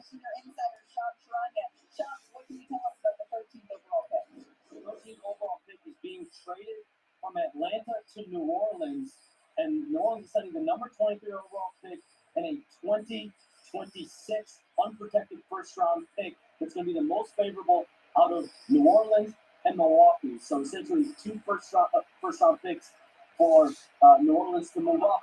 And at the number 13 pick, the New Orleans have had significant interest doing a lot of research on. So let me cut this shit down, man. I knew it. So we gotta wait a while longer, man. 23, one pick less than what we were sitting at originally with the 22nd pick, but Atlanta is trading this pick to New Orleans.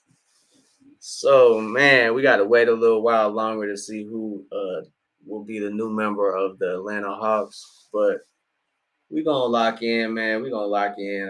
I don't know what intel they got. Their guy must be falling.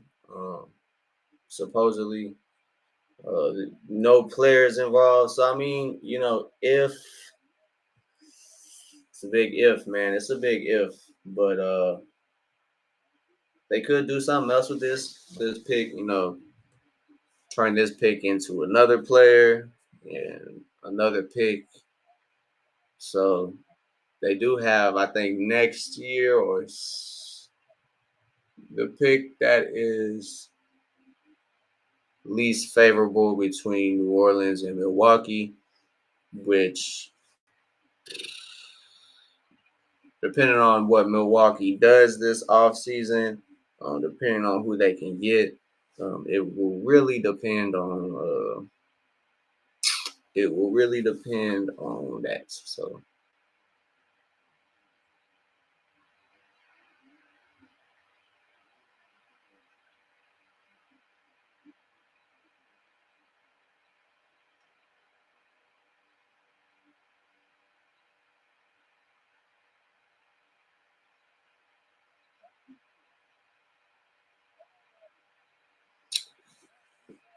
So man, oh man.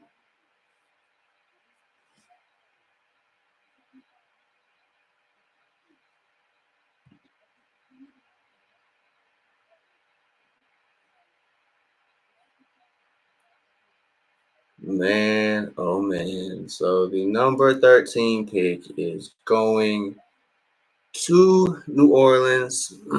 Atlanta moved back by 10 spots. Picked up a pretty intriguing pick next year. So they got some draft stock. Yeah, it's tragic. Like, I was kind of ready for it, like ready to see who they got. But depending on who they got, man, they just got Kristaps.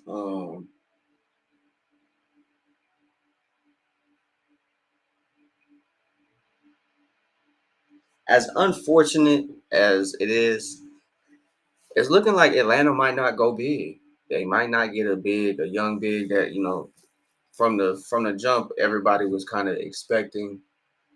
So They could go guard if that's the best player available, but you never know. I don't know what's going on. I don't have any intel on what's gonna happen. So, but yeah, man, Atlanta moved back 10 spots, picked up a really valuable piece in the 2026 draft. 2026 is supposedly gonna be like pretty good. So that's kind of last year's was kind of not so great. Everybody thought, and this year's was better than last year's, but everybody's kind of got their eye on next year. Um, so we'll see what happens.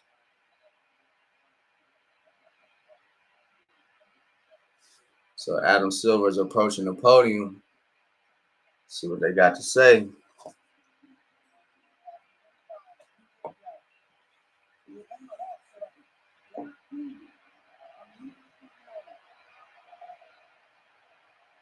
So we were right. Dairy Queen.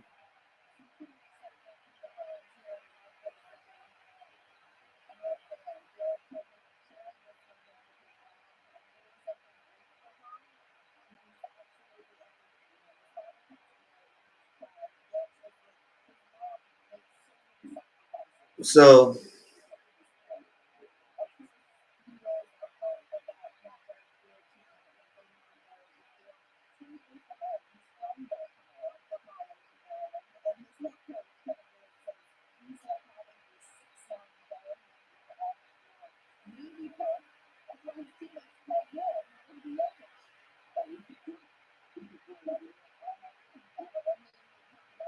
that's what's up. He the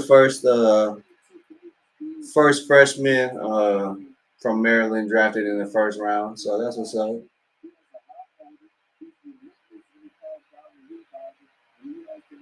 Hey, hey, my boy. It's a shame my boy not going to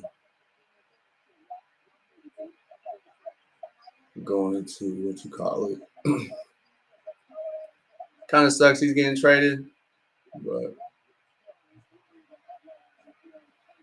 man, they got that guy, but they shipped him off. It's a great addition for New Orleans, though.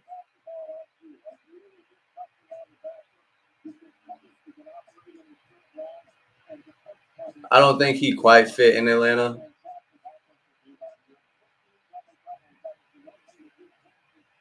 Don't think he would like flourish in Atlanta because they got Trey, um, Onyeka, and now they got Kristaps Porzingis.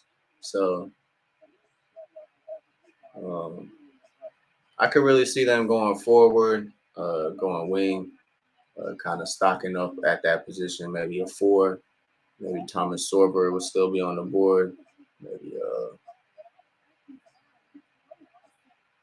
we'll see, man. We'll see who San Antonio will get, man. It's gonna be a toss up, bro. 23, man. That's a whiles away. That's a whiles away, man. Was really hoping Atlanta could get that pick, but hey, man, I guess they'll do what they do. So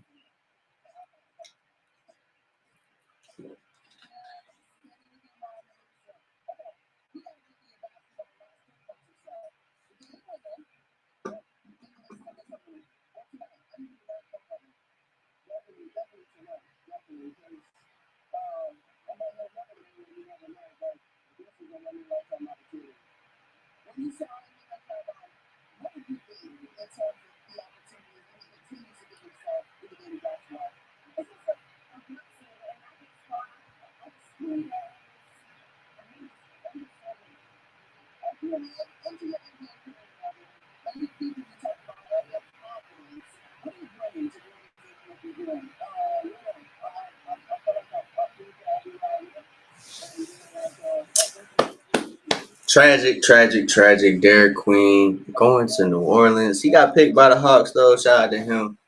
Got picked by Atlanta. Unfortunately, getting traded.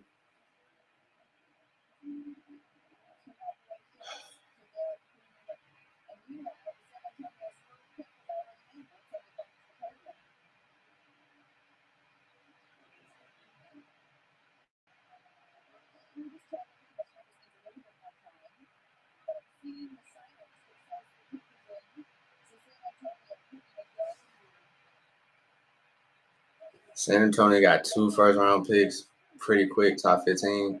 Kind of crazy inside the lottery. They're gonna go big for sure. Ace and New watch.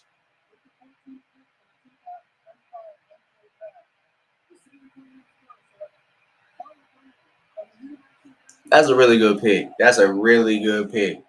That's a really good pick, man. That's a really good pick.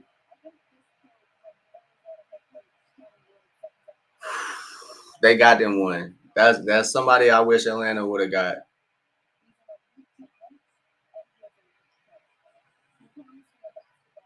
Man, San Antonio got him.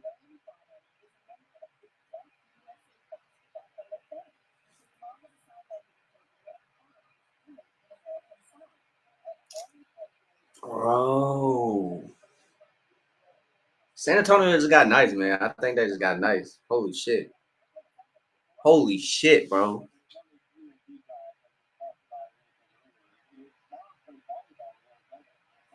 If Carter Bryant turns into what everybody was kind of expecting him to be,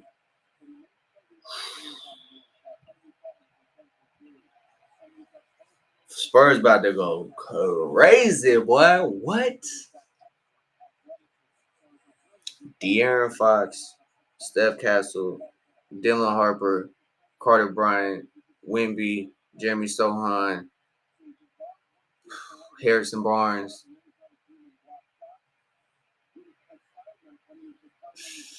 Bro, if Wemby stay healthy,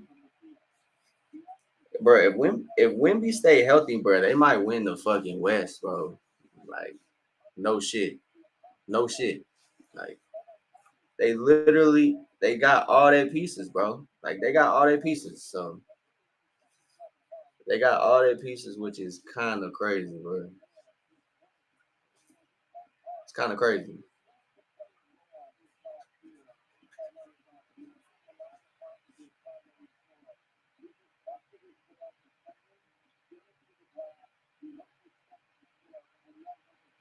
Carter Bryant pick number 14. I think that's gonna be a really pick.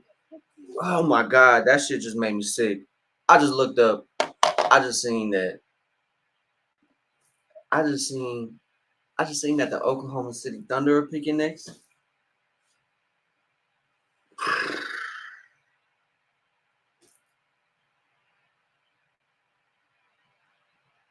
Bro, they got pick 24. Bro, they just won the championship. That's nasty, bro. That's crazy work. Bro.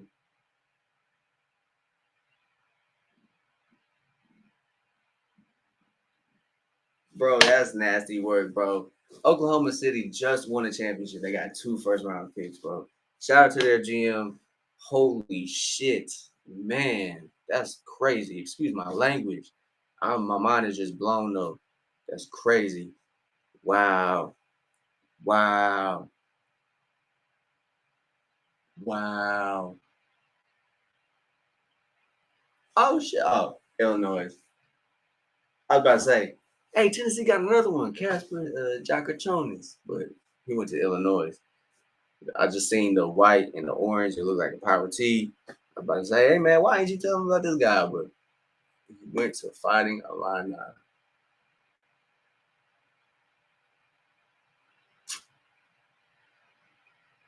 Shit. We still got a ways to go, but it will be interesting to see what OKC does. I don't think whoever they draft, I think they should shoot for the stars, low key. Just like whatever pick is like the long shot, go for the long shot. Don't go for something safe. Like go for the long shot, bro. Cause if it hits, like cool. If it don't, you don't really gotta be worried, bro. Like you could probably like pick a for certain player with this pick, and then kind of because they have what 24 and I think what some 40 something in the second round, so they can really choose those long shots there. But I don't know, man. This would be interesting. Because just won a championship, all positions are filled. So this rookie is not getting no PT. And if he is, I feel like he has to be special. And I don't really see, he can be impactful if somebody gets hurt, kind of take somebody's place. But I don't kind of see that, man. All their spots are full. Other than like shooting guard, they could replace one of the role players like Casey Wallace. Uh,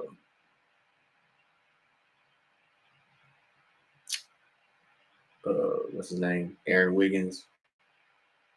Uh, like players like that, I feel like these rookies are gonna be fighting with them because the stars they ain't got no shot messing with their PT. So it'll be interesting.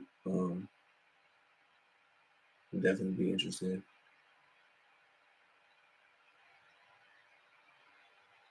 Because yeah, I think Memphis going guard with 16 for sure. They just went wing, Cedric Howard. So I feel like they gotta don't feel like they'll go big. They got Jaren Jackson unless they plan on moving him. They got Zach Edey. They got Brandon Clark coming back. So I feel like they might might go guard, might go wing again just to kind of get depth. But we gonna see, man. We gonna see. We gonna see, man. We gonna see. But that is sickening that the Oklahoma City Thunder got another first round pick. That's crazy, bro. One is enough after winning the championship. But two and the second round pick. Like the second, I don't think the second round pick gonna be like. I don't think it's gonna be Jokic, but you never know how teams be moving these days. They could find a gem, especially OKC. OKC's definitely been OKC has definitely been working, man. So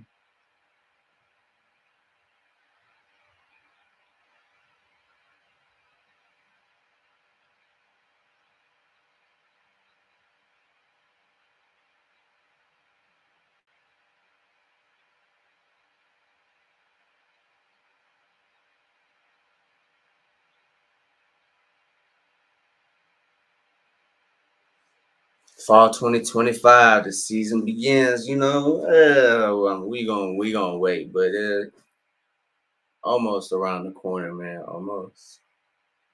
This summer will go by fast.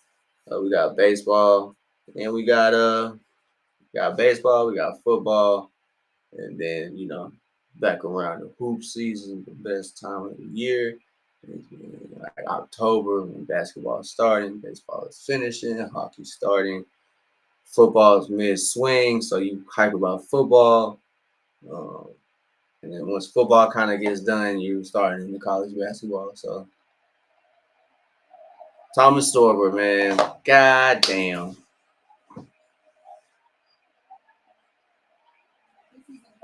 Yeah, that would be nuts, bro. Like being an established college player and being like, yo, I'm going to the National Basketball Association champions. Like, that's another level, bro, because like it's a lot of pressure, but like at the same time, it's like that's kind of crazy, dog. Like, I'm going to help like defend the championship my rookie season. That's actually nuts. And with how wide open the East is, West is obviously tough. But shit, they just won the West, bro, easily. So, um, man, I think this is a good pick too, man. The West just got a lot stronger. Obviously, I don't think rookies will be like every rookie gonna be rookie of the year candidate, but I think if he's able to show bright spots and like just work. Hey man, shit, that's you gonna earn yourself a spot for sure, man, for sure, for sure, for sure, for sure, for sure.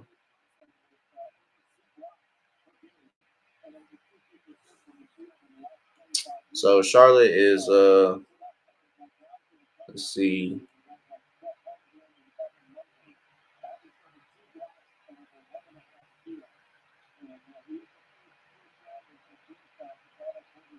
Micic from Charlotte is getting shipped off in a Mark Williams trade, and it looks like Phoenix gonna cut him.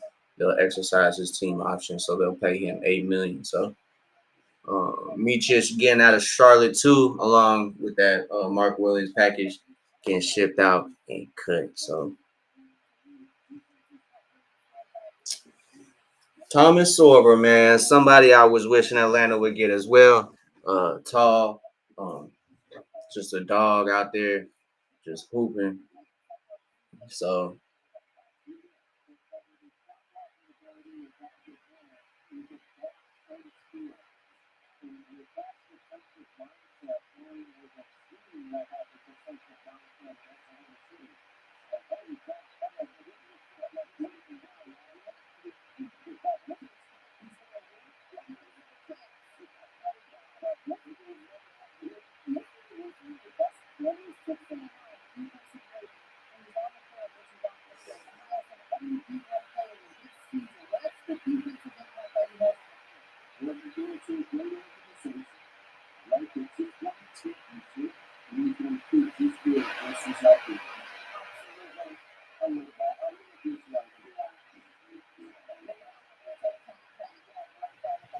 man, so slowly but surely, everybody that I was somewhat hopeful for that Atlanta would be able to leave the draft with is it's that time, man. Everybody getting selected off the board. Everybody like top five, top six. That's kind of crazy that nobody really was getting selected that Atlanta had on their supposed like board. So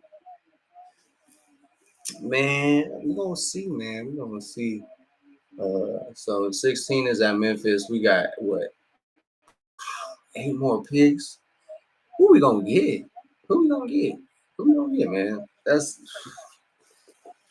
man. The waiting game continues, brother. This is kind of causing my a little nervous, bro. What is going on? We got the 24th pick, bro. Why did we move back 10 spots? I guess shit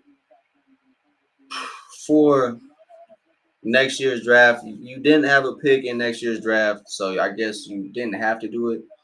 But you don't trade a player like they didn't even trade their queen yet. So like it was before they even selected somebody. So it's not like they selected somebody called them and was like, hey, we got this, we want that. It was just like, hey, who wants this pick? Give us some sort of deal and we can work with you. And they said we need to. I feel like Atlanta just needed to get into the second round, or not second round, but draft next year for sure. Like they didn't want to bank on lottery because that's not the goal this year, man, or this upcoming next year. It's not the goal to be in the lottery, man. So because if they in the lottery, man, that shit tough. That'll be tough if they in the lottery, bro. As a fan, but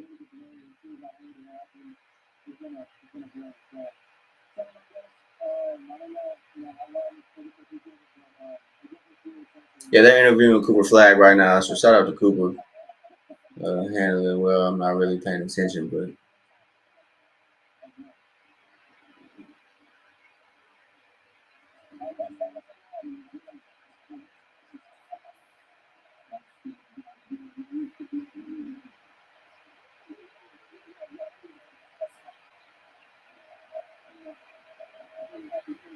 he looked like one of my homies, BJ.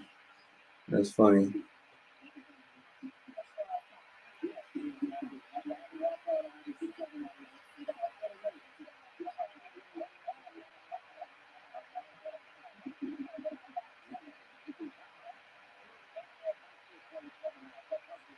Why Malika Andrews drooling over his watch?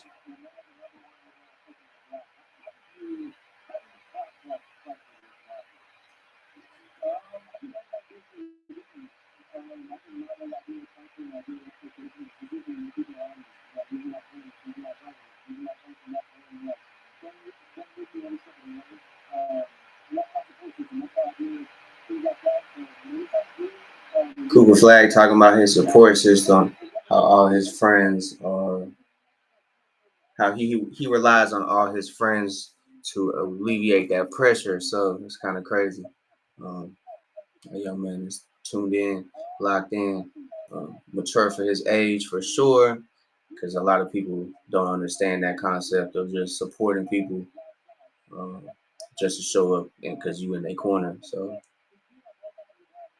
nothing comes from it. So shout out to him teaching these youngins some lessons about just how to handle pressure, because pressure bursts pipes or make diamonds. So if you know how to handle the pressure and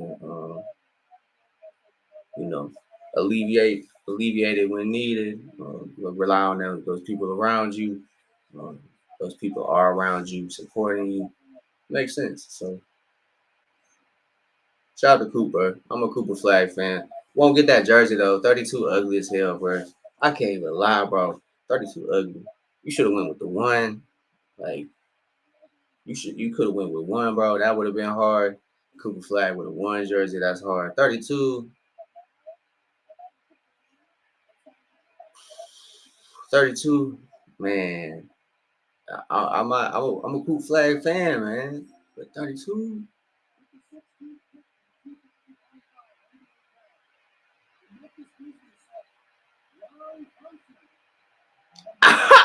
What the fuck? Hey yo, Jan Hansen with the fucking 16 pick. Memphis is fucking huge. What the fuck are they doing? What the fuck? Bro, they gotta be getting rid of one of them though, dog. Like what? What?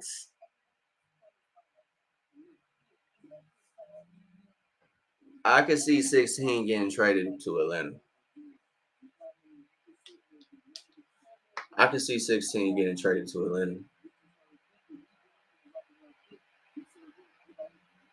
I could see it happening. 16 for 23.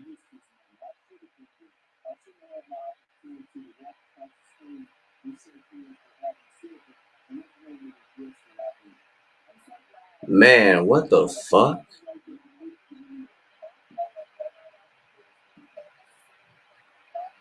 This was a player that Atlanta held a lot of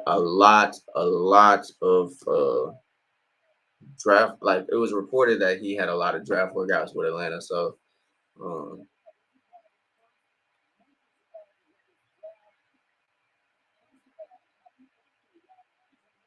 oh shit, it's his birthday too. That's turned up.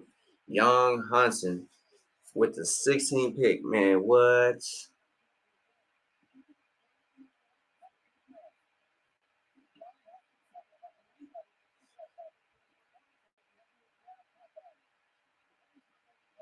I mean, I wasn't really expecting Yon Yang or Yang Hansen. So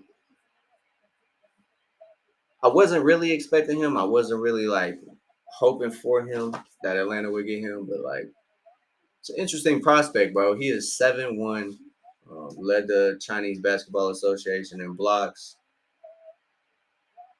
Oh snap! Oh snap! Oh snap! This might be where it's at. This might be where it's at, y'all. This might be where it's at. So Atlanta supposedly, maybe, reportedly, um, this might be where it's at. So hopefully, hear me out. Hear me out. Hear me out. Hear me out. So, oh shit. Hear me out. So, oh damn, they're trading him. All right, makes sense. Grizzlies receive Cedric Howard. Yang Hansen is going to Portland. Makes sense. Makes sense. Makes sense. Makes sense. Makes sense. Makes sense.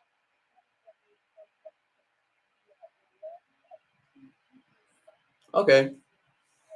So Grizzlies got Cedric Howard for Yang Hansen. That makes sense. Doesn't really make sense for Portland because they got Donovan Clingan. So they got Donovan Clingan. They got Robert Williams. They got uh, DeAndre Ayton. What are they doing?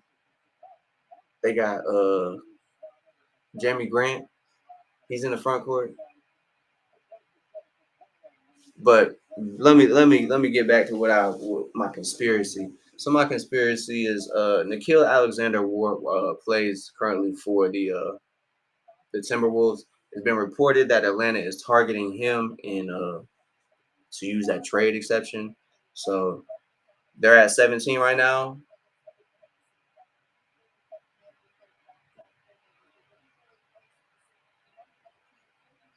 So we'll see. They got 17 and 31. I don't know what they're gonna do.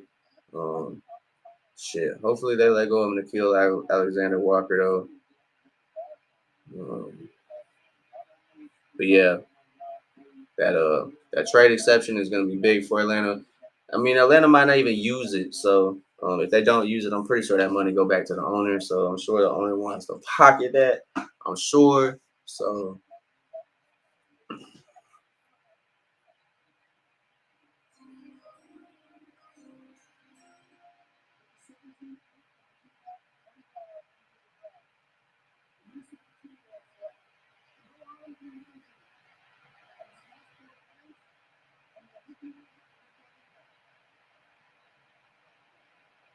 oh, he butchered the fuck out his name, I think.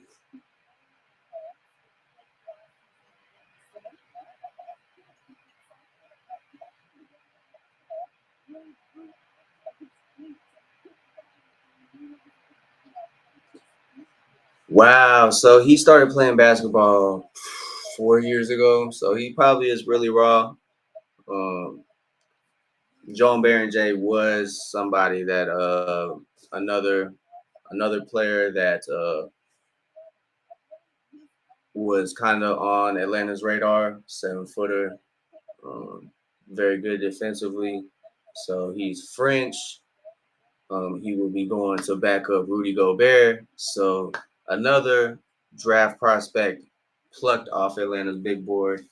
Man, oh man, oh man. But yeah, man. Uh, Joan Baron J, he looked really impactful in the little bit he did play. So like you got to factor that in. He kind of just is learning the skill set of basketball and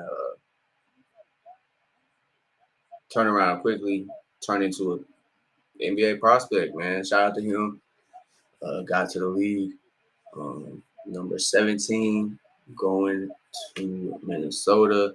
You get a good mentor in Rudy Gobert, so like that's really positive.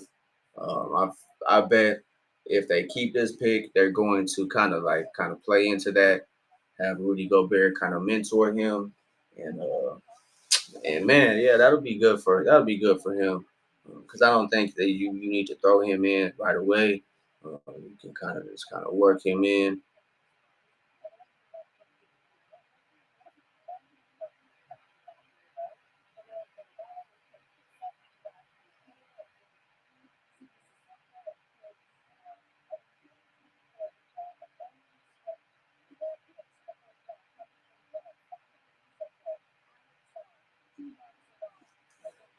Tita Don, Tita Don Salon in Charlotte, man, he kind of slept on. Hopefully, he has his breakout season next year. I don't really know what happened.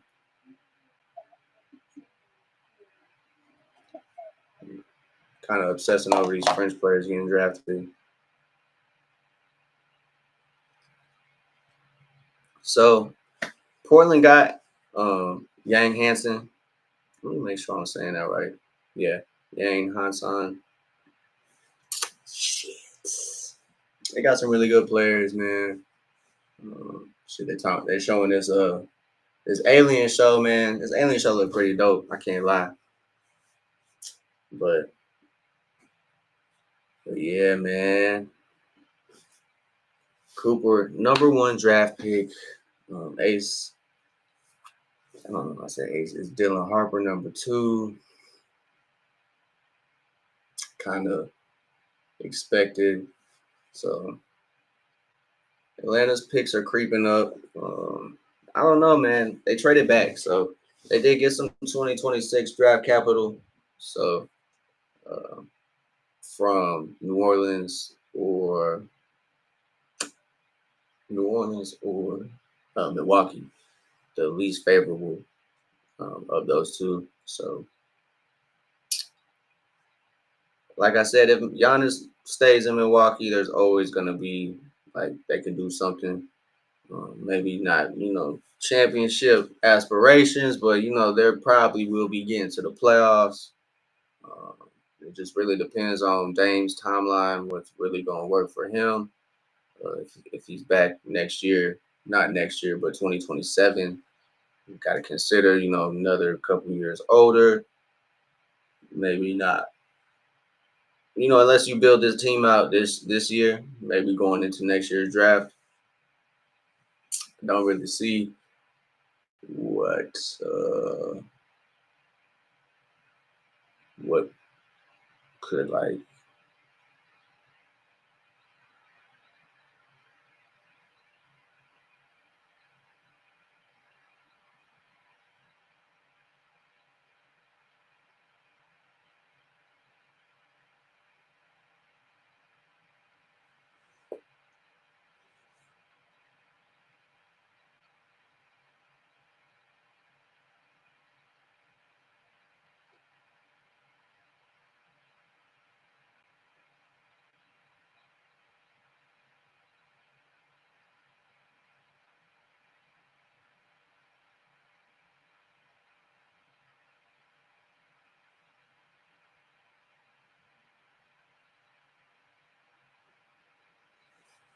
Whew, buddy, oh buddy.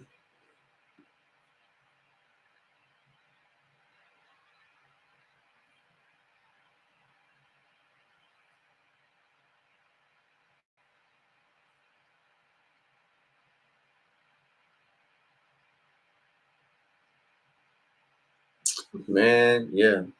Phoenix did a good job this draft. Uh, they really filled their holes quite. Their they tied their loose ends, I should say.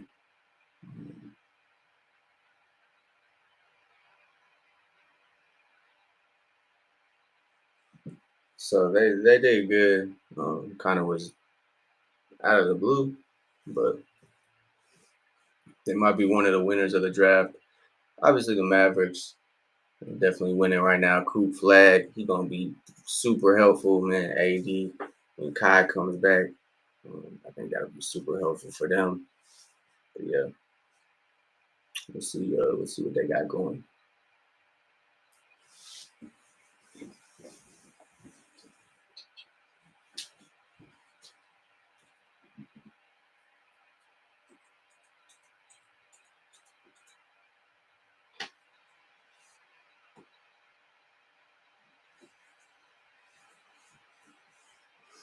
Man, it's gonna be weird seeing Derek Queen's name, bro. Because oh man, this is the if Derek Queen turns out to be like a generational talent, bro. Oh man, we're not gonna live this draft down.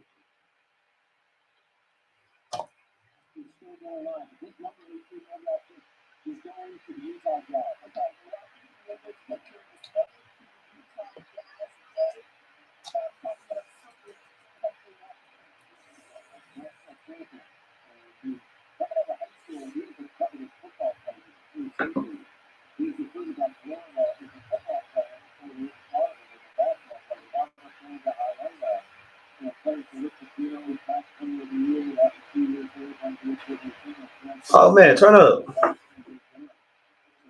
So Walter Clayton might get a shot in Utah. They're talking about some this 18th pick is going to Utah, training from Washington to Utah. So Walter Clayton might fall in the top 20. That'll be dope, man. Me and Guy was talking about this the other night. Walter Clayton is really nice. Kind of seems a little slept on. Might be because he's a little older, but very experienced. Oh shit, bro! He got offers from Tennessee for playing football, bro. He could have saved y'all at quarterback. Oh no, he was a quarterback and safety. It looked like, man, he got offers from Tennessee though. Y'all was desperate, huh? didn't know that, bro. That's pretty dope, man. Multi-sport athlete. Um, so that, I mean, I think that's gonna be beneficial for Walter Clayton as being a guard.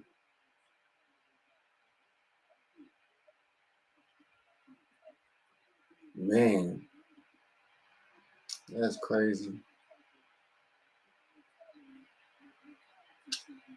I'll tell you one winner of the draft, fucking Rich Paul. That man winning, boy.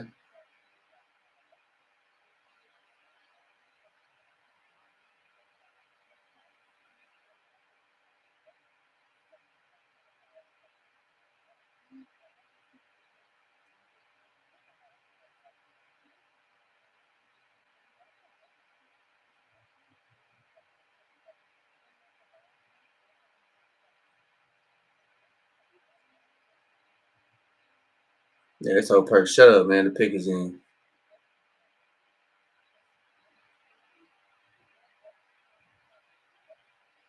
He's just announcing the trade. Cedric Howard. Uh,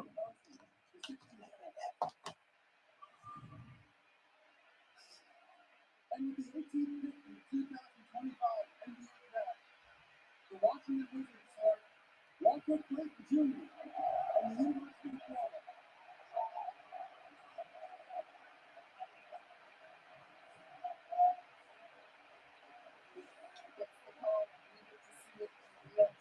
That's what's up, man. Walter Clayton Jr. going to Utah, teaming up with Ace Bailey. They got a nice little roster over there, man. I think Colin Sexton has lost his spot. I don't think he's going to be re-signed.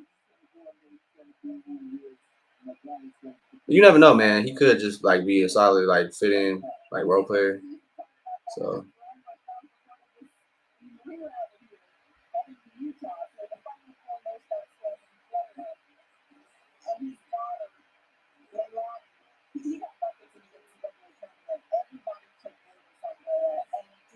that is somebody, I wasn't really thinking Atlanta would go Walter Clayton Jr. with 13 or 22, but it was somebody I was like, if they do pull the trigger on Walter Clayton, he'll be a good backup, man. Like, that would be pretty dope, man.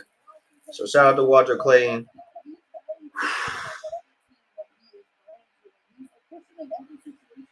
So yeah, going to Utah, I think that's big for Utah as they get another scorer, another person that can, create offense. And I think at the end of the day, sell tickets, man. I think he can be impactful. They already got Isaiah Collier, so front court looking a little questionable. It's Walker Kessler, Laurie Markkinen. So Laurie Markkinen has been on the trade block. So like depending on what they do, they can kind of blow it up and let Ace Bailey, Walter Clayton, kind of have the reins and build that team out from there. Let them take their time. I don't think they need to compete like right away. So I think you just let the rooks kind of handle business, man. So I think look out for Utah to be on the move. Maybe trying to get back in the draft. Maybe get some draft capital next year. Trading away some players, but because I mean they still got Jordan Clarkson. If he's not a free agent, they have Jordan Clarkson, Colin Sexton.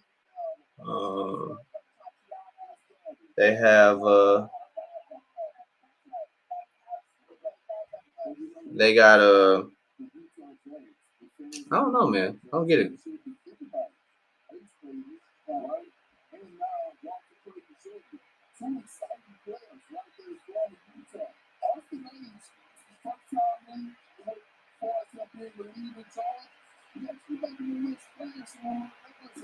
So yeah, that might be impactful for that might be best for what you call it for Utah. So they got multiple players that can handle the rock. Like I said, I don't think Colin Sexton's a bad player, but I just think his time in Utah is probably out. It'd probably be beneficial for him and get up out of Utah, come play for somebody that's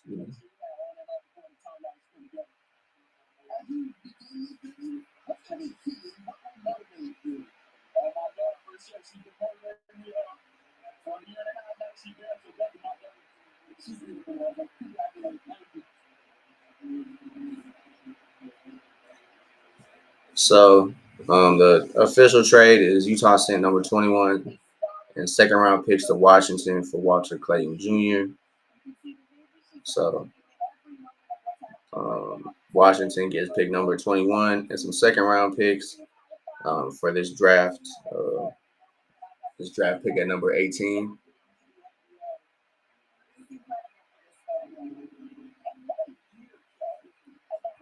Shout out to Walter Clayton Jr., man, like they're saying right now. National championship, bro. And now,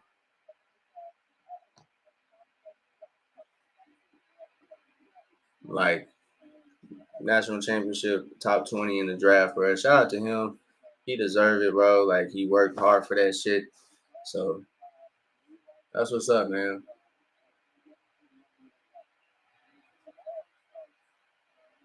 That's sweet. One of the older ladies handed him a tissue. That boy, I'll be sobbing too, bro. Shit. I'll be crying like a baby. Shit.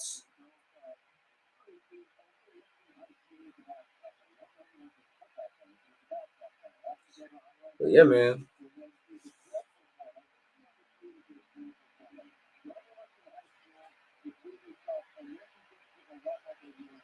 So, 4 more picks.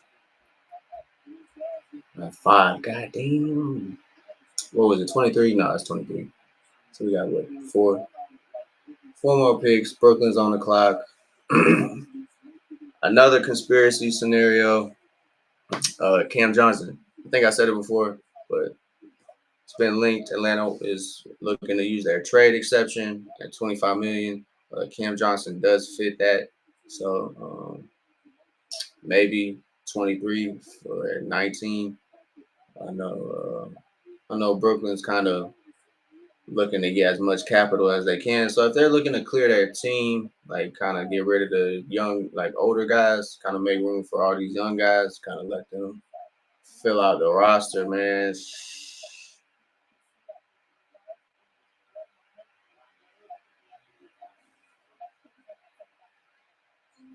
Casper Jonas. I don't know who they went with first. Um, Igor Denman.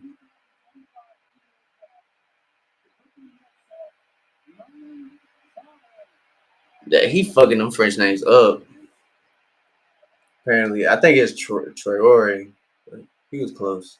Shout out to Adam Silver. Shout out to Mr. Silver. Trying his best. I'll be nervous as hell up there. Ooh, shit in front of everybody.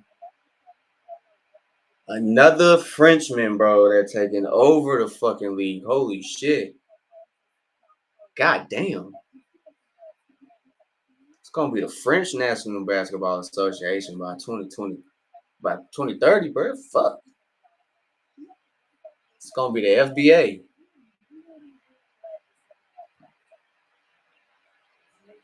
It's gonna be the FBA. That's crazy work, bro.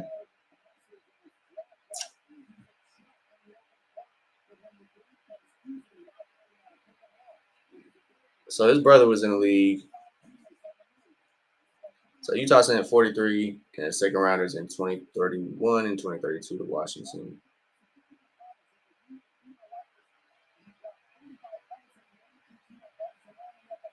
So which one is it, Shams?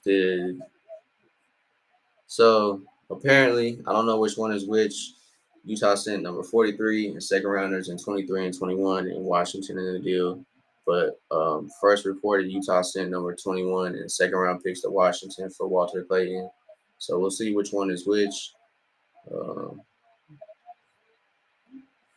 one is it, Shams? So is it, bro, is it the 21, 43, and second rounders, or is it 21 and second round picks, bro?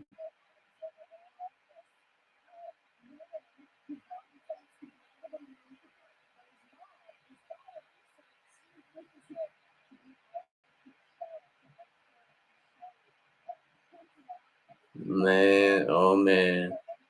Um, Utah might just gotta date Darren Williams, bro. Utah might just have gotten there. Darren Williams, FBA. That is crazy, man. It's gonna be,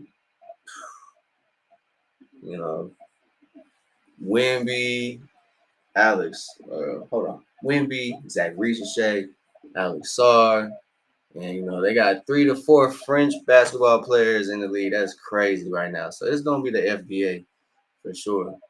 For sure, gonna be the FBA by the end of by the end of this this decade. So shout out to Troy. Brooklyn seems to have hit on both of their guys. Um, they might be holding on to what they got, so but it don't make sense. I mean,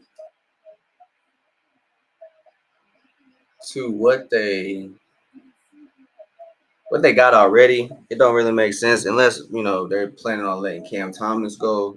I'm not really sure exactly who their free agents are at this moment, but I know, like I said, Cam Johnson's on like an expiring deal, maybe. Um, if not, he got like 1 or 2 years.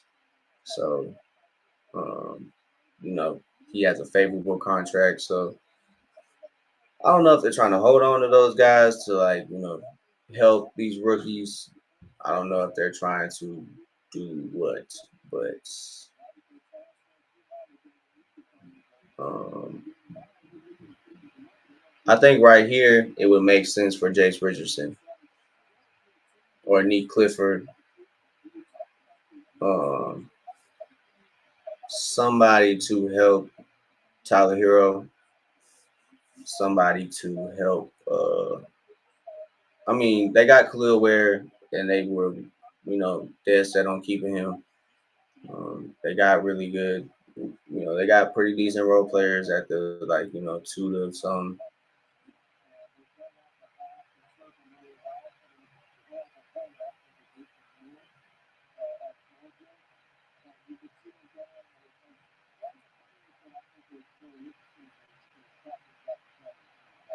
So yeah, man, I think Miami's gonna go with a guard for sure.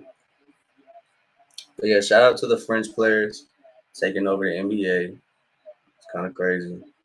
They got like what 3 or 4 already in this draft getting drafted. So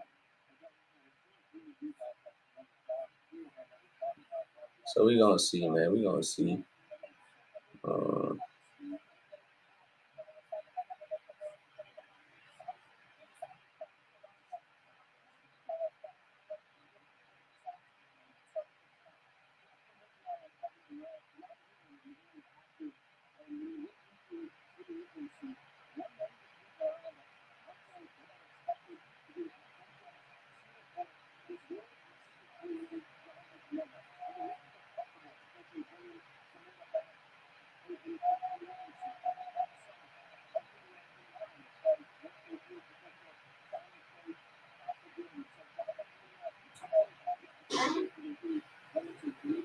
Instead,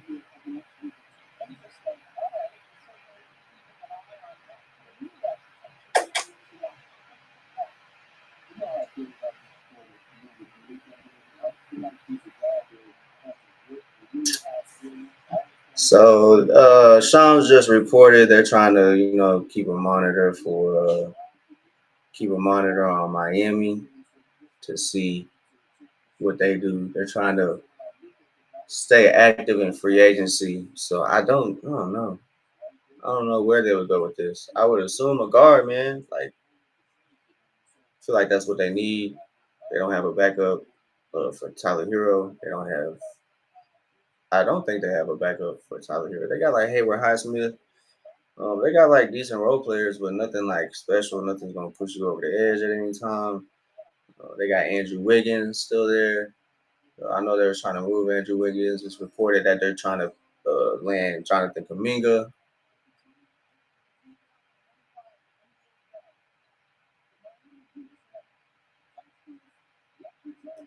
So Jay Billis was right. Casper Yakichonis, he said he was not right, but he was interested in Casper Yakichonis, seeing what he said he's the most interested at this point for them. So like I said, I was assuming that they would go guard, but you never really can know for sure. Um, But Casper Yakichonis going to Miami. I'm not too familiar with this game. I always heard his name around big boards though. So it's so yeah, Casper Yakichonis going number 20 to Miami. So we'll see if Miami holds on to it. The only reason I say that, like, you never know if they were looking at somebody else or what. But to be honest, if you were to ask me what I think Atlanta might do, uh, I think they might go Neat Clifford, bro. Like for some reason, I've heard that name mentioned, Neat Clifford, uh, as a wing, like three, but I don't know. Atlanta just did fill their backup center role with Kristaps Porzingis. So I feel like drafting a rookie would be a little redundant, but you do kind of need um, depth at those positions, front court for sure. Your front court players are the ones that tend to kind of pick up them knick-knack injuries, kind of miss a week here, a week there, 2, 3 weeks. Just a lot of nagging injuries to kind of get over. It's a lot easier as a smaller human and a smaller person in the NBA to kind of not have to deal with that. Your body is not as as big. The frame, there's not a lot of wear and tear on your joints as much as it is for being like 6'8", 2 something. So yeah, Casper Yakichonis, man, pick number 20 for Miami. I feel like that's a good spot for him. Give him the ability to kind of mesh with Tyler Hero. And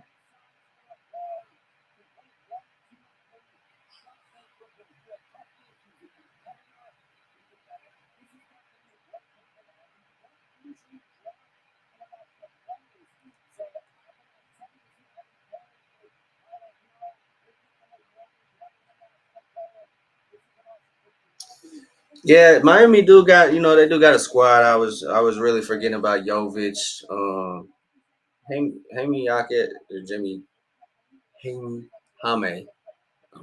Excuse me if I mispronounce your name, sir. Hami Jaquez Jr. He's still out there, but a lot of those speculations are insane. Those rumors are crazy. So I mean, they gotta be not true because he's still on the squad. So no movement really trade wise, just a lot of picks. Um, no surprises really. I think the biggest surprise so far was Yang Hansen, with Memphis selecting him, but it was later found out Memphis is trading that to Portland for Cedric Howard. So it's like Cedric Howard, Yang, the pick that Orlando had traded Memphis for the second round or something, uh, to Portland. So Portland, I don't really get what's going on there. They got like shoot.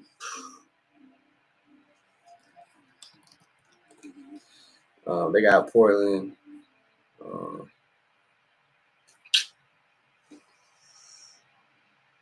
I mean, they did just let go of Anthony Simons, so you know, a too big lineup with oh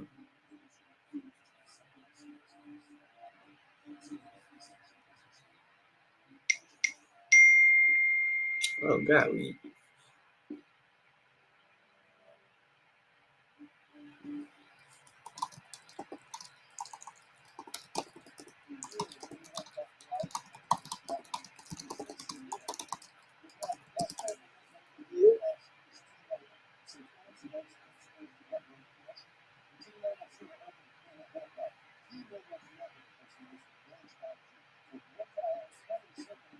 oh man. So Yang Hansen was probably the biggest surprise of the draft. I mean, makes sense. Memphis was not the location for Yang Hansen.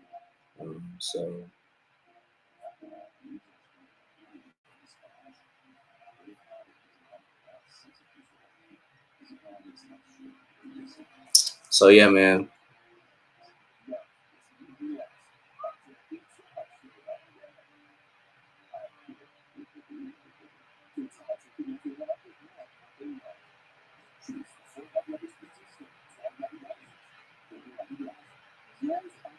Okay, man. So we got pick number 23. I'm gonna run to the restroom real quick. Let me run to the restroom real quick. I'll be right back, y'all. Just a restroom break. 1 second.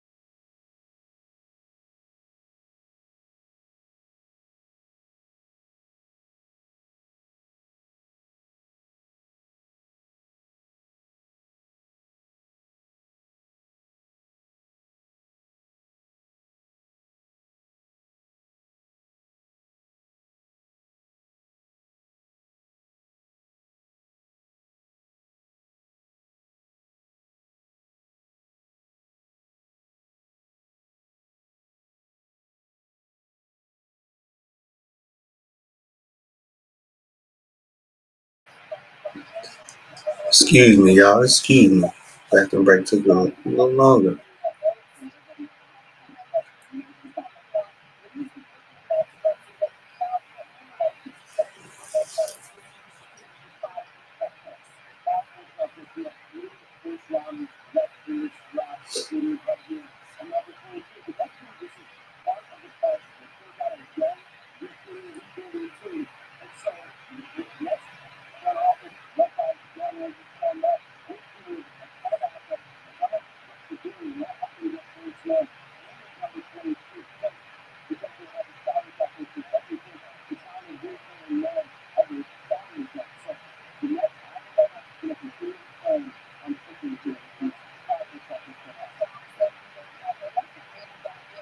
I'm only closing my eyes because I'm a little nervous.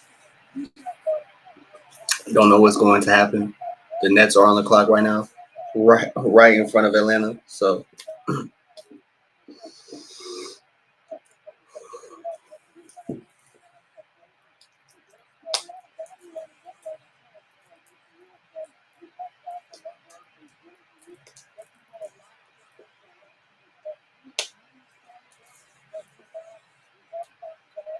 Maxime right now, I feel like that could be a good pick, but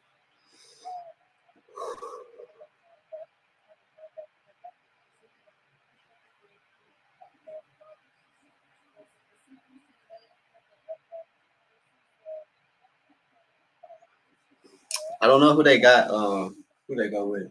Uh,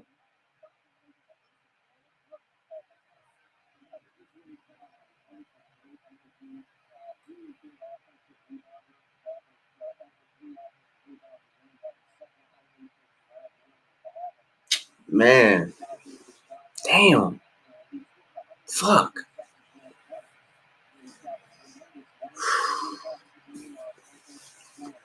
Hold on, man.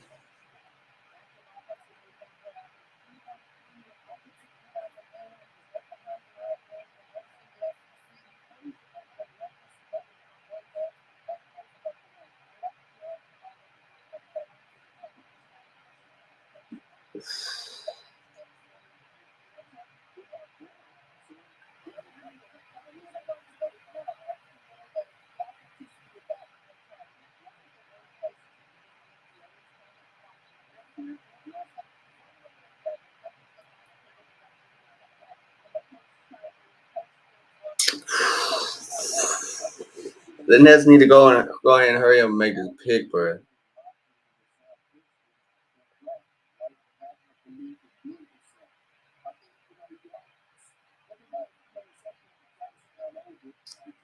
So Igor Demon went to Brooklyn in their pick. So they went guard. They could go guard another time. They could go big. But this junk taking too long, man. The pick is in. I already know, man. Our pick is gone, y'all.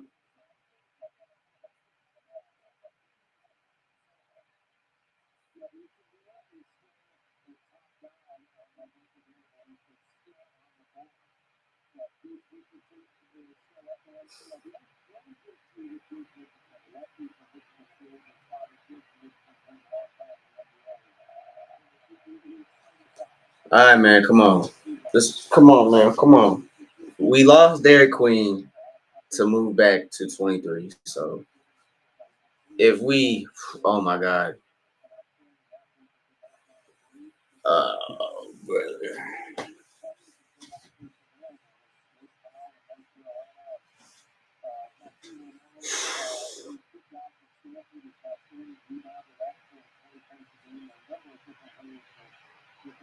I could see them going Rasheer Fleming, Neat Clifford. I don't know, man. The Brooklyn Nets can go anywhere with this pick. Um, that's the most interesting thing about it. It sucks to see that it will have Atlanta's name attached to it.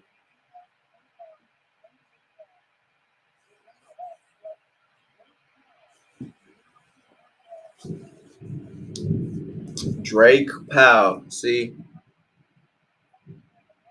Whoo! All right, man. Drake Powell, Drake Powell, Drake Powell, Drake Powell. So, Cool. Okay. Cool. They win-win. So they win-win. Okay. Cool. Cool. Cool. Cool.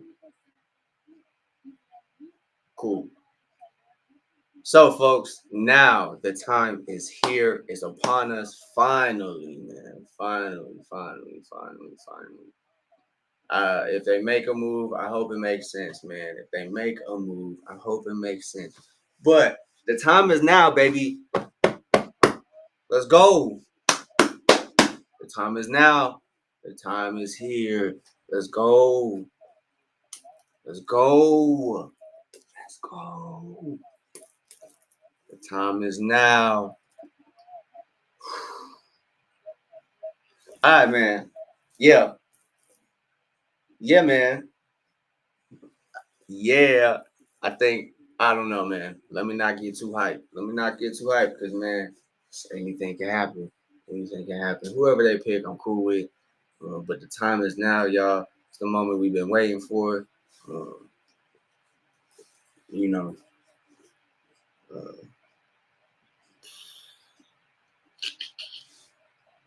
I think the guy that we've been waiting for to get selected is right here, right now, y'all. Pick number 23. Atlanta traded their picks, their original picks that they had. Um, one involved in the Kristaps trade, and one in a draft night trade with the Pelicans, getting a second round pick. So they got them a second round pick. Excuse me, they got them a 2026 pick between the Pelicans and the Bucks. So got 2026 capital. You moved back. The guy that you possibly were targeting is still on the board. The reports were there. Everything was there. So, but yes, number 23 is on the board. It says the New Orleans Pelicans, but after the moratorium period, that's when the trades will be official and respective players will go to their teams. All trades will be finalized. So the Kristaps trades will be finalized in July. Um, I think it's like July 7, maybe. It's like the end of the moratorium where I think free agents can start signing deals. They can agree to deals, I believe, um, but it's that date is when they can, flip if another deal is available. So,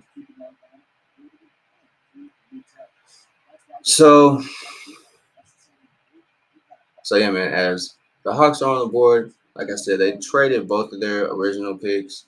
Um, one in a draft night trade, one in a Porzingis trade. So feeling pretty good, man. Pretty good. As of course, ESPN likes to cut the commercial, kind of keep us waiting, keep us in the wind. Man, come on, man. Come on, ESPN. Why y'all do me like this? Come on now. Man, it's been a good draft so far, man. It's been a good draft. So far. Cannot complain, man. Cannot complain.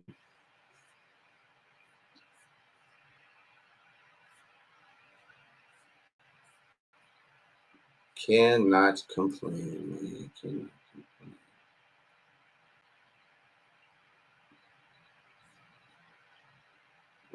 so as we look at the draft order, you know, looking at Coop Flag at number 1, Dylan Harper at number 2, VJ Edgecombe at 3, Con Knipple at 4, Ace Bailey at 5. Wizards got Trey Johnson. It's been a good draft so far, man. So the top 10, Jeremiah Fears at 7, Igor Denman at 8. Raptors got Colin Murray Boyles, and to round out the top 10, Rockets got Colin Malawak, but he's going to the Suns. So it's a good trade for them, man. I think every team benefited. Um, a lot of wins tonight. A lot of teams came away with positives. I think this draft isn't full of like superstars, but I think it is full of like the next. It's gonna be the draft where we point to where like people are gonna redraft, um, all that good stuff. Um, I think though.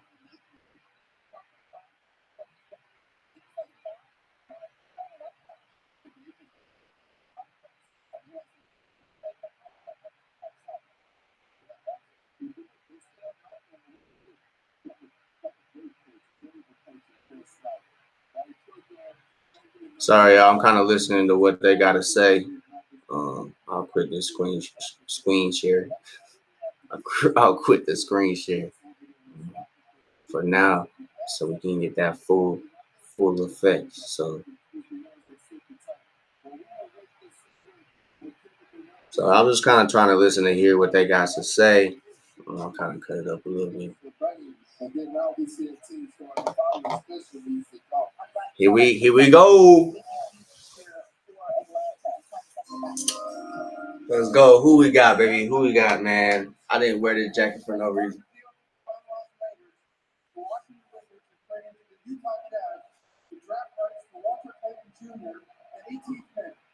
And the Jazz are trading to the Wizards. The draft rights to Will Riley, the 21st pick. I gotta look at that trade. I think that trade will be interesting. The 2025 NBA draft, the Milwaukee Pelicans select Let's go, baby! Woo! Let's go! Let's go! Let's go! Home cooking. He not from Atlanta, but he went to Georgia. Let's go! Asa Newell, the newest member of the Atlanta Hawks for now, man. Hopefully they don't pull nothing funny. They got the guy that I think that they needed to get. Man.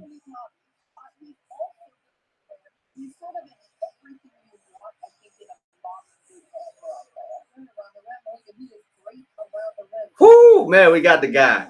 We got the guy, man. We got the guy. We got the guy, man. We got the guy. We got the guy, man. Asa Newell is going to the Atlanta Hawks with pick number 23. Yet to be official, but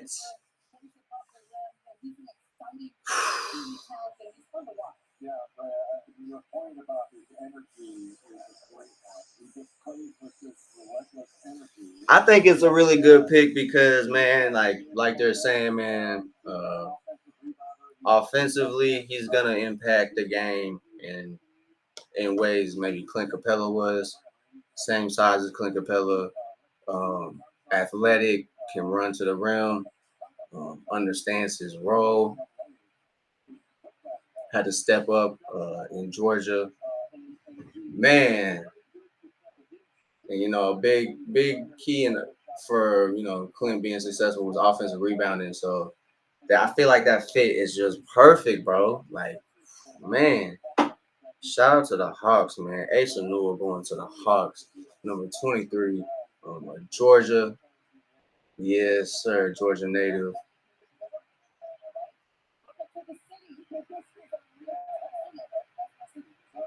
Oh shit! So he was born. He really from Atlanta. Fuck. Hell yes. That's turned up, man. That's turned up. Asa Newell, welcome home, my boy. Welcome home, my boy. Let's go. Atlanta Hawks picks Asa Newell round 1, pick number 23. Man, that's a dream, bro. Like, that's a dream scenario. You move back, you gain draft capital in 2026, and now you get the pick that you were looking for. It was reported that Atlanta promised Asa Newell 13, but I don't believe you can really do that. And obviously, they did not get Asa Newell at 13, but instead they moved back and selected Asa Newell. So I think they were just probably waiting to kind of feel teams out, maybe see what was going on with other teams. before because they probably could have picked him at 13. But instead, they traded back to pick number 23. Still got the guy they were looking for, or a guy they were looking for. Um, woo! Boy, I'm hyped, man. I'm hyped, boy. I'm hyped. I'm hyped. I'm hyped. I'm hyped. I'm hyped. Man, that's turned up, bro. Shout out to the Georgia kid, man. It's dope, man. Now we don't got to whine about Ant coming, so we got a Georgia native of our own. The kid is in town.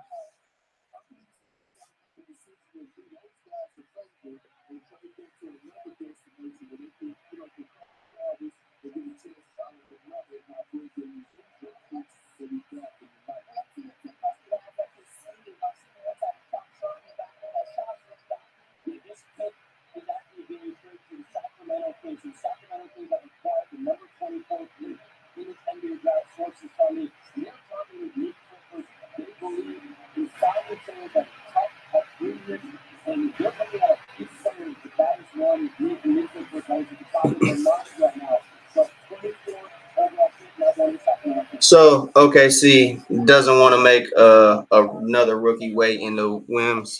So I mean that's kind of positive for Thomas Sorber.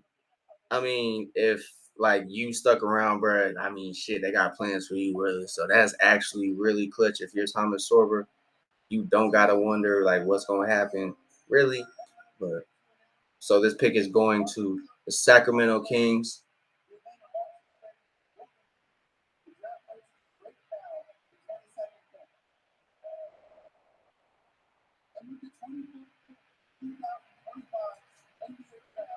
I don't know, man. Adam Silver just kind of worried me right there. So this pick is getting flipped to Sacramento as I don't know what that deal entails, but Neat Clifford. I heard some really good stuff about him. He was on the board. He was on the board. So for Atlanta, he was mentioned a lot. So Neat Clifford there. Um,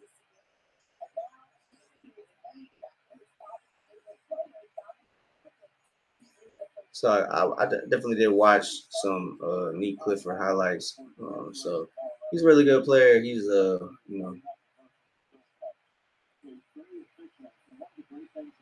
I think he'll work in Sacramento. I think he'll be a good fit. I'm interested to see what that trade is going to entail because it's OKC to Sacramento. So maybe OKC gets Malik Monk or something. Maybe I don't know. Maybe they just get more draft capital. It's not like they need it. So they could have moved back. They could have moved up. I don't know what that trade entails. Kind of waiting on Shams to kind of give us the rest of that information. But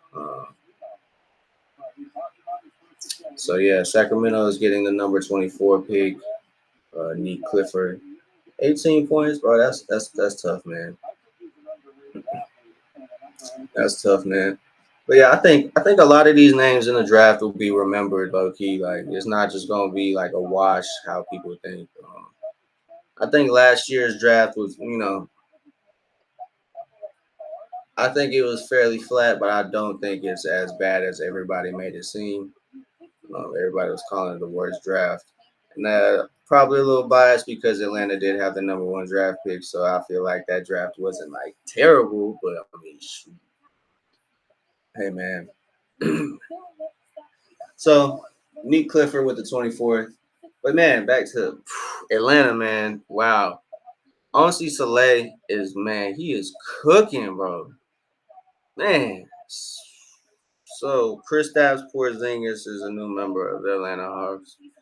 Unfortunately, you lose George Niang and Terrence Mann. So it's a bummer to see those guys who gave Atlanta their everything. But shout out to them. So you lose T-Man, George Niang, but you pick up Asa Newell and Kristaps Porzingis. Like that's 2 6 to 7 footers. Like you 6'10", you basically 7 foot to me, bro. You tall as hell. So Asa Newell going to Atlanta. Wow. Wow. I didn't think so, bro. I didn't mention Sanu because I didn't think it would happen, bro. I didn't want to get my hopes up. Uh, I didn't even really want to get my hopes about Malawak. I figured he'd be gone, but as soon as he started to fall, like 7, 8, I was like, man, bro, maybe it could happen because we right around the corner. But that did not happen. So we traded back 10 picks. It worked out, man. It worked out. I was surprised nobody grabbed Sanu off the board. A lot of teams probably could have used them, but hey, I'm not complaining, bro. I think Atlanta just got their Derek Lively. We literally just got Kristaps.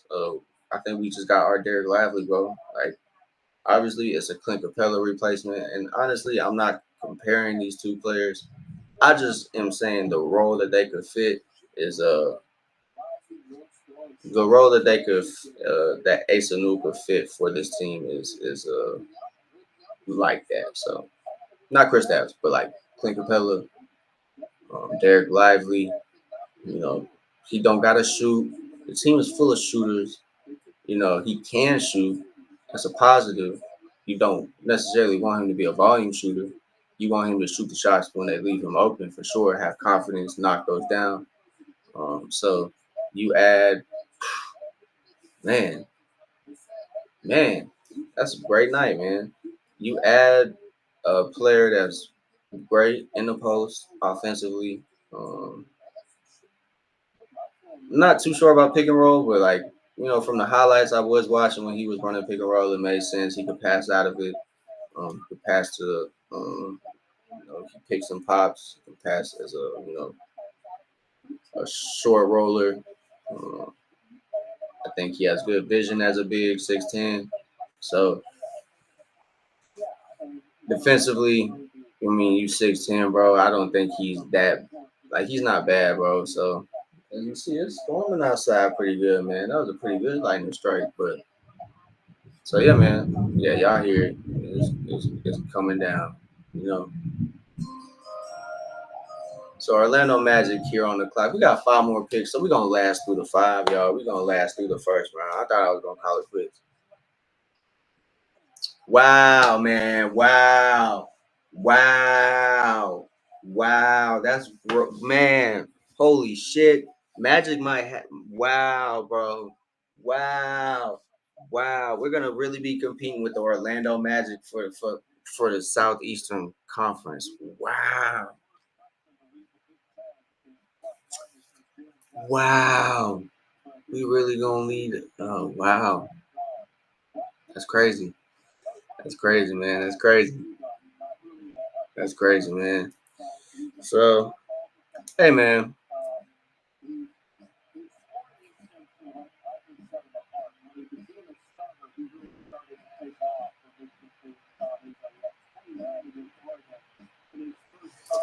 Hey, man.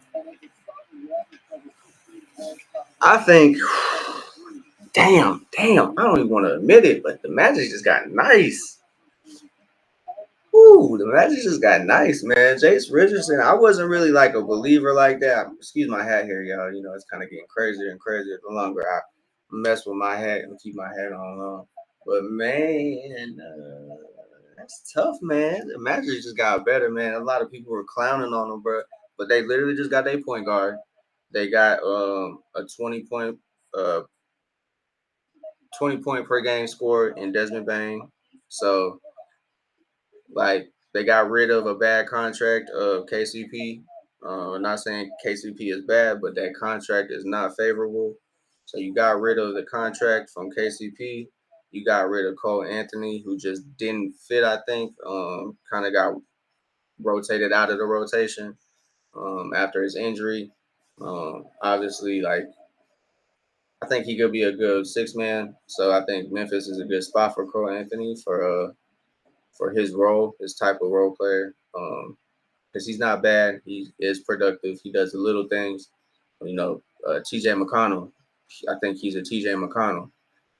Um, not like I'm not comparing them like he's him, but like y'all know what I mean. That type of role player that does the little things, can get you a bucket, facilitate the offense, play hard nosed defense. So I think it's beneficial. That trade was beneficial for both teams for sure. Memphis and the Magic. So obviously the Magic. I mean, shoot, man, they just clutched up, bro. Jace Richardson. After all the things I was hearing, bro, like the only thing like that was just tearing teams away from Jace Richardson was his size. Like apparently he's like 6 foot. So like I guess that can really be a deterrent, but I don't know, man. There's been too many like special, 6 foot and under players that have played in the league to just write them off, like just because of his size. So I think everybody kind of tripping. So anybody that took a guard, I think he should have a vendetta for it. Because I think he can step into that starting role pretty fairly easy. I don't think Desmond Bain gonna start at one unless I'm tripping. Um, you know, they do have other options at one.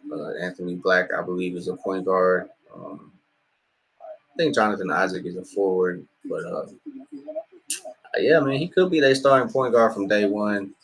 He doesn't have to do much. He just has to, facilitate the ball to uh, Paulo, Franz, Desmond, just and then when needed, probably get a bucket, man. And in college, he proved he can get a bucket, and I don't think. I mean, college and NBA is a lot different, play styles, all that good stuff. But I don't think that.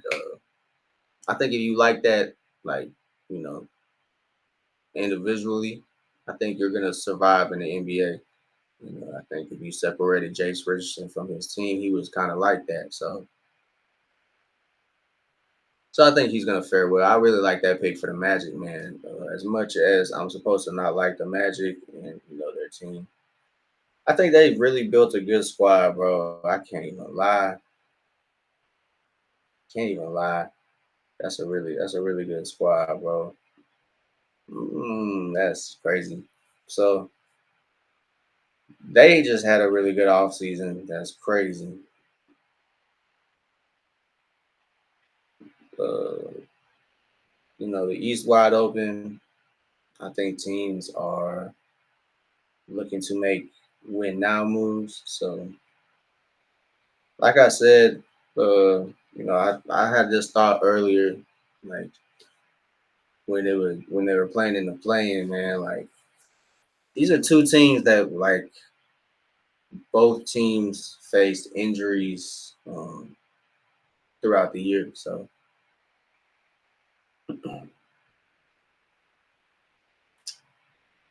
both teams were fighting in the playing, and like probably shouldn't have been there if they had healthy years. Um, Probably wouldn't have been there if they had all healthy years. Like Paulo and Franz came back halfway through the year, and they kind of just faced injury struggle with their point guards. I know Cole Anthony was out for a while, so I know that hurt him literally, but it hurt him as in like they kind of went in a different direction after that. They kind of went. Kind of just didn't play him as much. He wasn't getting consistent minutes, but yeah, don't really oh yeah, they're showing the Nets to the Knicks trade. That's kind of crazy. But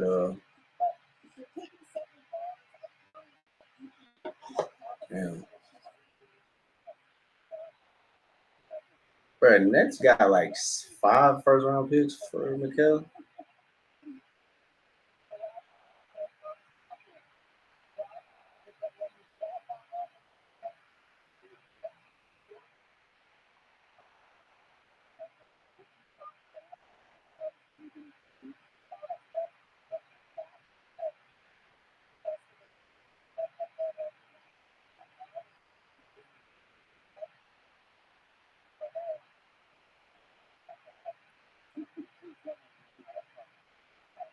Oh, Chaz Lanier's on the board, my boy. I seen him. Best player available, number 9. Jay Billis said best player available.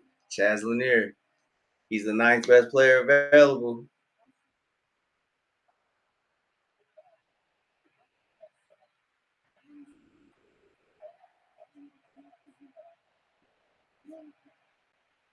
Ben Saraf.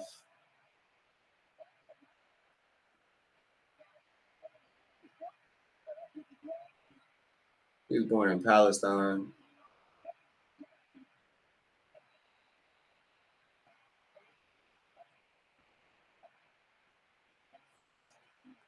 But yeah, man, shout out to Chaz Lanier. He made it on the best player available board, man. Um, I think he'll make it on the big board, man. I ain't disrespecting. I ain't disrespecting Chaz. Um, but I was kind of looking forward to that, just because like you mentioned, he could make a good impact for a team, man. So if not first round, I think he definitely going high in the second, and he'll receive his just due. And, hopefully, he'll be that gem that pops out the second round. If Brooklyn goes with another guard, though, so Cam Thomas, it might be raps for you in Brooklyn, my boy. You might just plan on going somewhere else and see where that is. But yeah, man, they just drafted 3 guards, or I guess a wing, forward wing.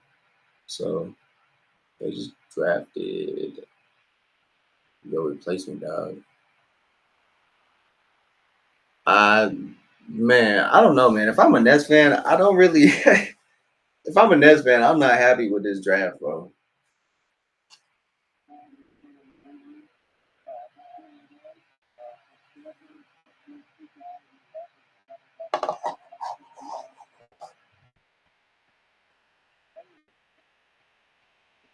Man, that does suck though. Like to be invited to the green room and like not get drafted, bro. It's kind of an awkward feeling. I mean, if you get drafted, dog, it's gonna be a great feeling. Like you get to be able to kind of prove people wrong. But man, what an awkward feeling of like pulling up to the green room, you there, and you got cameras on you because you damn near the last one in the green room, bro. Like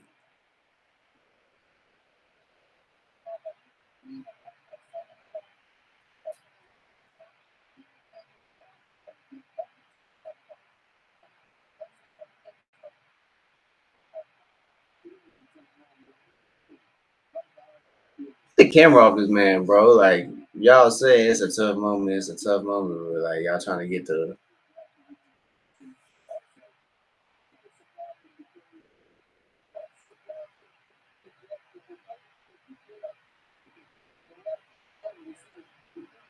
shout out to the shot. Liam McNeely looked like he holding his head high. Like Danny Wolf, I'd be crying too, though. Like I'd be emotional.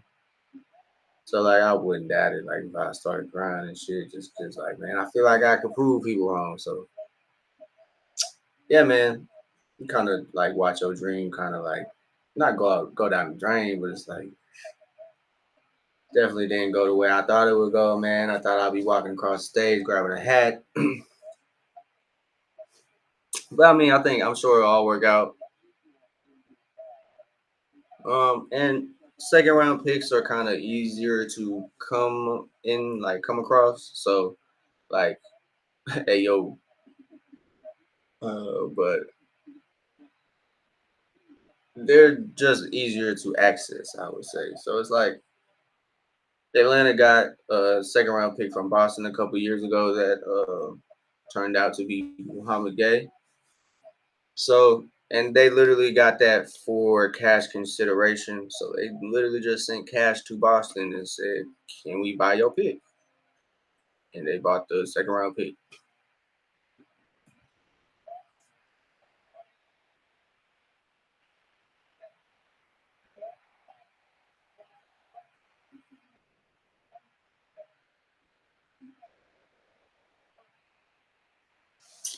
So that trade was just proposed officially. Um, hey man, no need to cry, my boy. You can cry with happiness. Brooklyn Nets just selected you, my boy. Man, tears of joy for the boy. The tears of joy. That's what's up, man. Uh, with the first round winding down, I know a lot of people in the green room kind of feeling nervous. Um, so man, that's really cool. Um, it looked like he was really planning on going to Brooklyn. Like he kind of probably got some good confirmation that the team liked the workouts. I bet all that good stuff, and probably felt positive that he was finna go to Brooklyn. And when they selected somebody from Israel, boy, I'll be sick too, dog. Like after, like, come on, bro. I'll be a little sick after you just drafted a guard, bro. Excuse me. You just drafted a guard. Then you went wing, and then you go another guard. It's like, bro, it's looking a little shaky. But hey, man, you got drafted. Shout out to Danny Wolf. Probably not the spot he was hoping for, but man, you got drafted first round. Whether it's first, second round, brother, as long as you get an opportunity, my boy, that's all that matters. So hopefully he gets his chance to shine, and I hope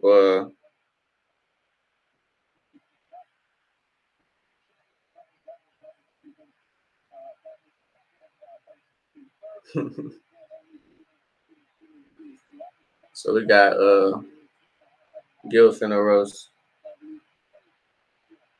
Gil finna roast Rashad for no reason, man. Not no reason, man, but they going back and forth about logic, about I forget what they was fighting about on the show today. But yeah, man, Gil finna go in on his little rant, I bet. So Danny Wolf, man, yeah, man, he's interesting forward, inside out versatility, excellent passer. That's what they're saying. Man, I mean, okay, that makes sense, man. That makes sense because like I wasn't really too familiar with the Brooklyn picks. Casper Yakachonis, I'm tripping, bro. Igor Demian. I know he was really productive at BYU. So hey, Chaz Lanier moving on up, my boy. He number 7 on the best player available. So you still got 3 picks, bro. Boston, maybe we go to Chaz Lanier. So Boston got pick number 28. I could see them kind of maybe trading it for maybe something or front court depth, Bashir Fleming, Hugo Gonzalez, Liam McNeely, Maxime Reynaud.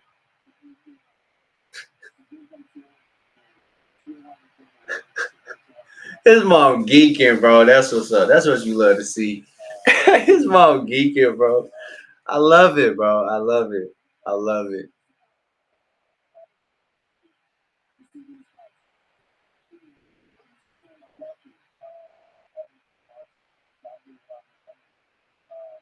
That's live, bro. Man, that's turned up. Shout out to him. Shout out to his family for being there for him, being so excited. That's turned up, man. It just makes me happy. That's dope, man. And, seeing your kid do something like that must feel out of this world. So, yeah, man. Like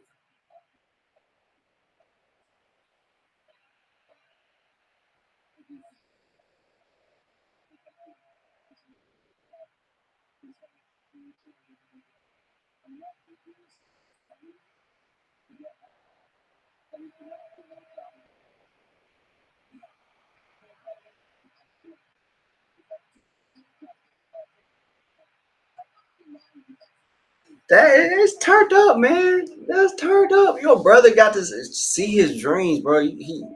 His brother probably saw how hard he was working for it, man. Like that shit's dope. Like your brother achieved his dream, bro. So like they probably gonna fry him online, bro. But I understand, dog. Like, bro, like your brother just went to the league, bro. I'll be a wreck too, bro. Oh man, we don't care about Boston, like low key. We really don't care. Shout out to Hugo Gonzalez, though. Congratulations on getting drafted, brother. Um,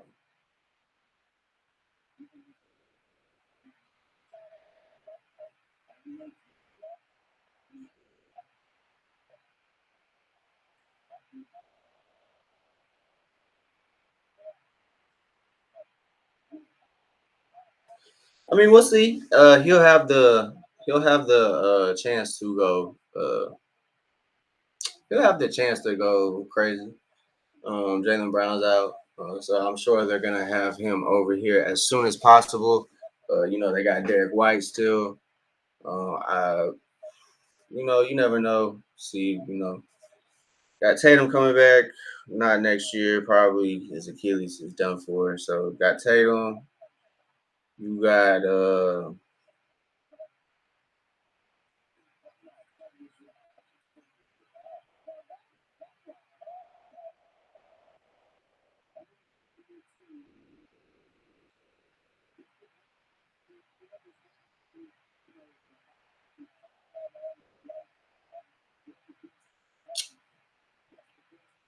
lost track of thought. Sorry.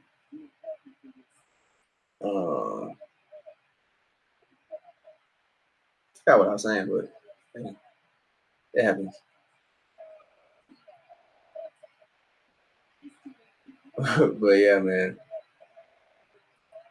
it's a good first round, man. I think players will be impactful to the spots they go to. I think so.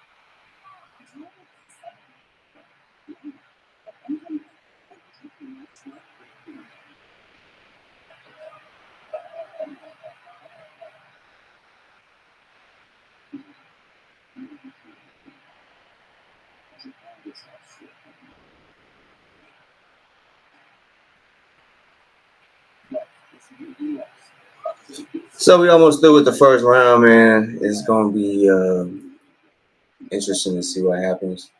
We got about 3 picks left, I think. So this 29th pick is, I believe, going to Charlotte in Denmark Williams trade. So Phoenix is selecting for Charlotte right here. Be interesting to see what they go with. Feel like they could go with a big. They got Trey Man. They got Lamelo. I mean, they did just lose Michich, so that they could go guard. But best player available was Rasheer Fleming, Maxime Renault at 3, Ryan Kalkbrenner at 4.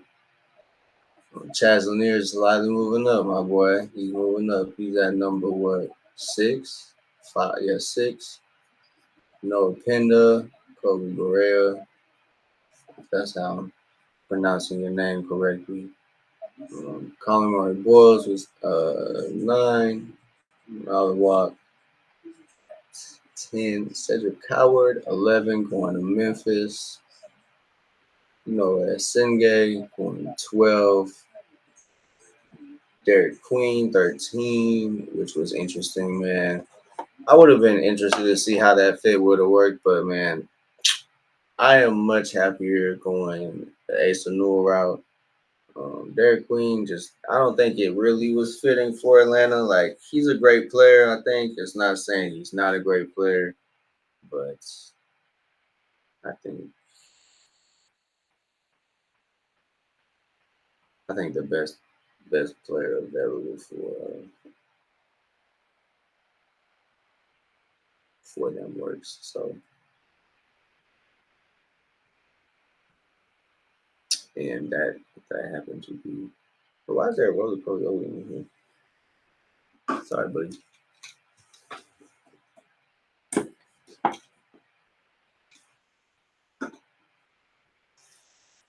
Sorry, bud. But yeah, man. Hey, it's a successful night. A lot of teams had good nights, man. I don't think there's a lot of teams that really had failures um, or misses per se.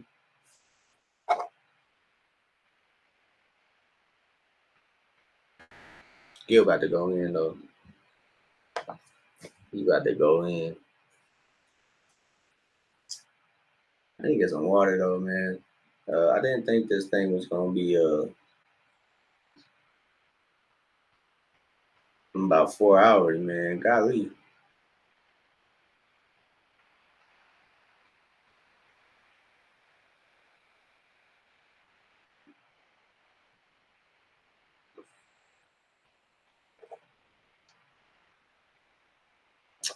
So Liam McNeely, another guy.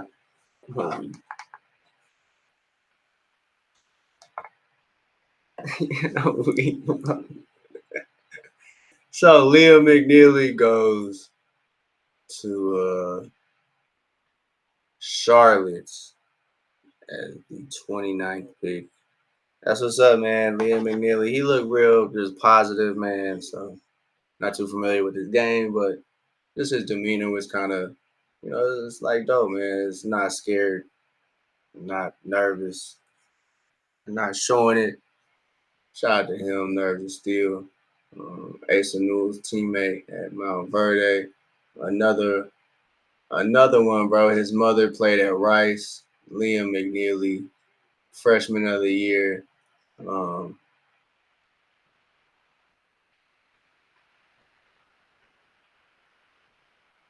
yeah, man. Hey, that's a good pickup for Charlotte, man. If Charlotte can stay serious, man, I think they just need to lose some people. Fighting man. They call stat man.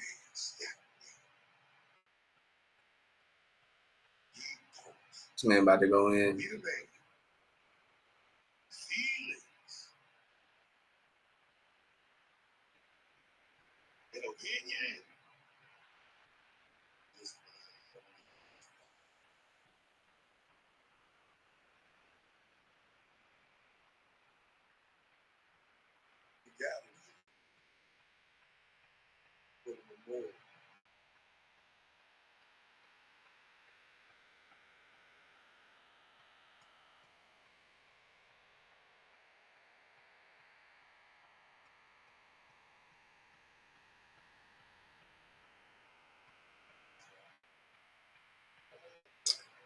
Oh wow.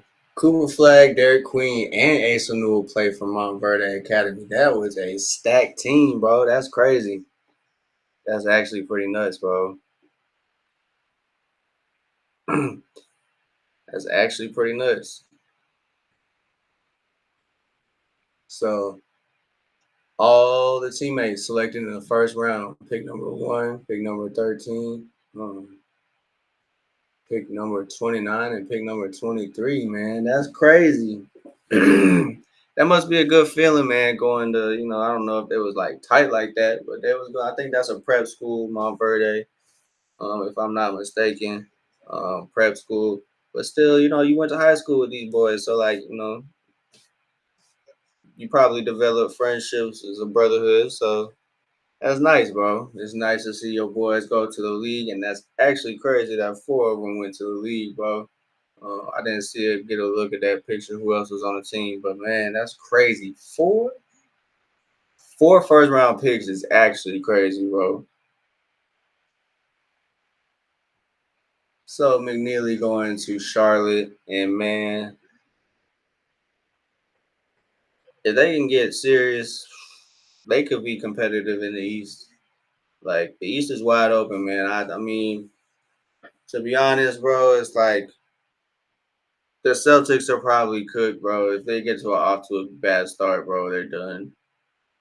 Um, like Pacers, they're probably cooked, bro. Like they'll probably survive, but they probably could, bro.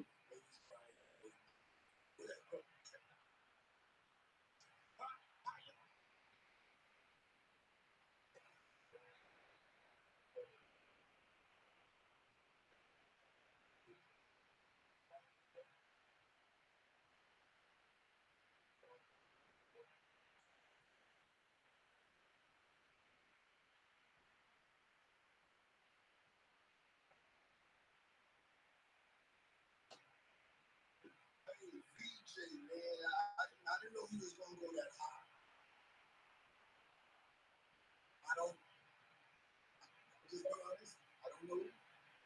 Right outside, if I'm him, I don't know. He got a 1 and 2 in that show. Like, I don't know who I play. Man. Charlotte? Woo! But just be honest with your fans. I don't know if Jordan's still there, but this looked like a Jordan. I'm just gonna just let you know. That's all I'm gonna say. He called it a Jordan pick. That's crazy word. Now, like I figured, that's crazy. Ace Bailey, sabotage himself to go to exactly a place where I is that Utah. Let me see anything surprising. I'm surprised that Derek Hawks. I really personally thought Wizards would have got him, but I guess since they made the good for Porzingis, kind of made sense. But he's hometown guy with the Maryland. I mean, that would have been ideal. Go for Maryland, not that. He was calling him the next Jokic, so pretty sure most likely if I'm him, I would have been upset. And I thought that's who the Wizards would have got. Trey Johnson's from Texas. It's kind of like the Jordan Poole type, but we'll see. I'm gonna buy his jersey. I'm gonna root for him. So the pick is in, man. Clippers. Who they got? Is already busting a trade. Part of line Arizona. That's a secret. We got a great point.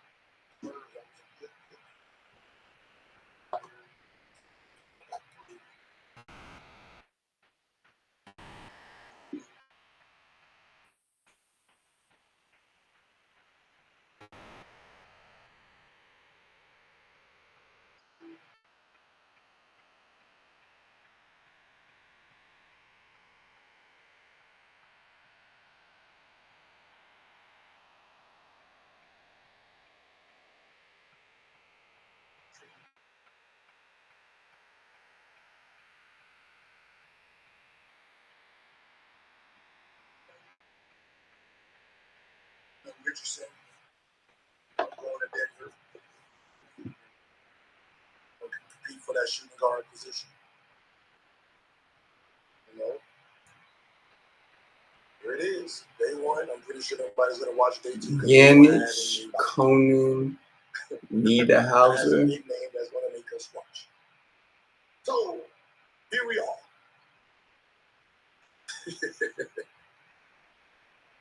Hey, okay, listen. Before we get to it, I would like to say,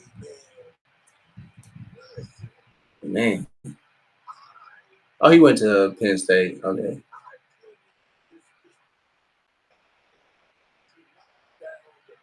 A center? Okay. So, I mean, doesn't have to step into a role. Doesn't have to step into a role of production very soon. Because, they got Zubac. So, he can really work into being a solid NBA role player.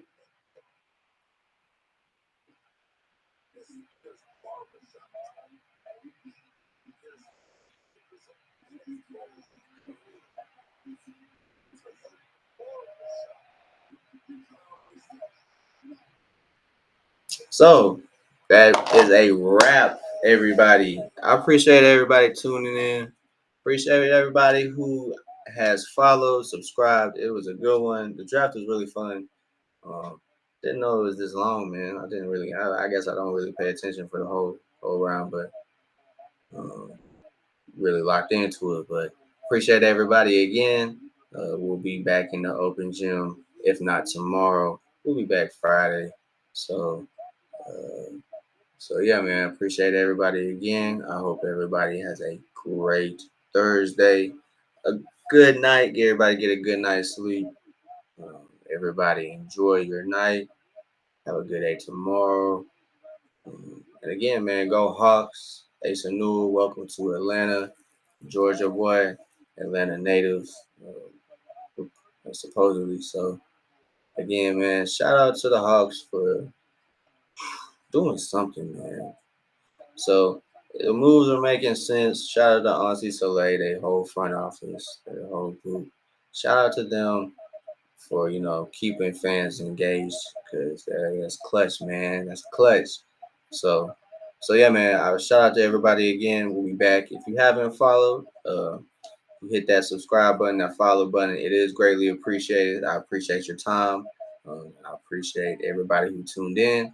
Again, we'll be back. If not tomorrow, we'll be back Friday. So appreciate everybody tuning in to Open Gym, and we're looking forward to. This is the official start, man. It's the official start to the off season. Now we are officially kind of looking forward to little deals here and there, and extensions, all of that good stuff. So if that comes around, I'll probably try to do like not like a podcast, but I'll try to start my stream around breaking news if it does happen, something crazy. I'll try to start my stream around then if I'm able to. So that would be kind of like for the summer, kind of staying kind of here for the open gym as a sports wind down for on the basketball side at least. Uh, Probably catch a couple WNBA games as well. So stay on the lookout for that, of course. But like I said, we'll be back. I appreciate everybody again. Thank you for your time. We'll be back. If you haven't followed or subscribed, go ahead and do that. We're on YouTube, Playback, Twitch, all of that. Again, appreciate everybody. Open Gym TV on all of those. Open Gym on all those. Links are in the bio. So if you're interested, go ahead and click that. Again, thank y'all. Yeah, y'all have a great night. See y'all later, all right? Shout out to the Hawks. Go Hawks. Shout out to Ace Newell. Shout out Derek Queen, man. Not really a Hawk, but you got drafted by the Hawks tonight, man. Shout out to you. So, y'all have a good one.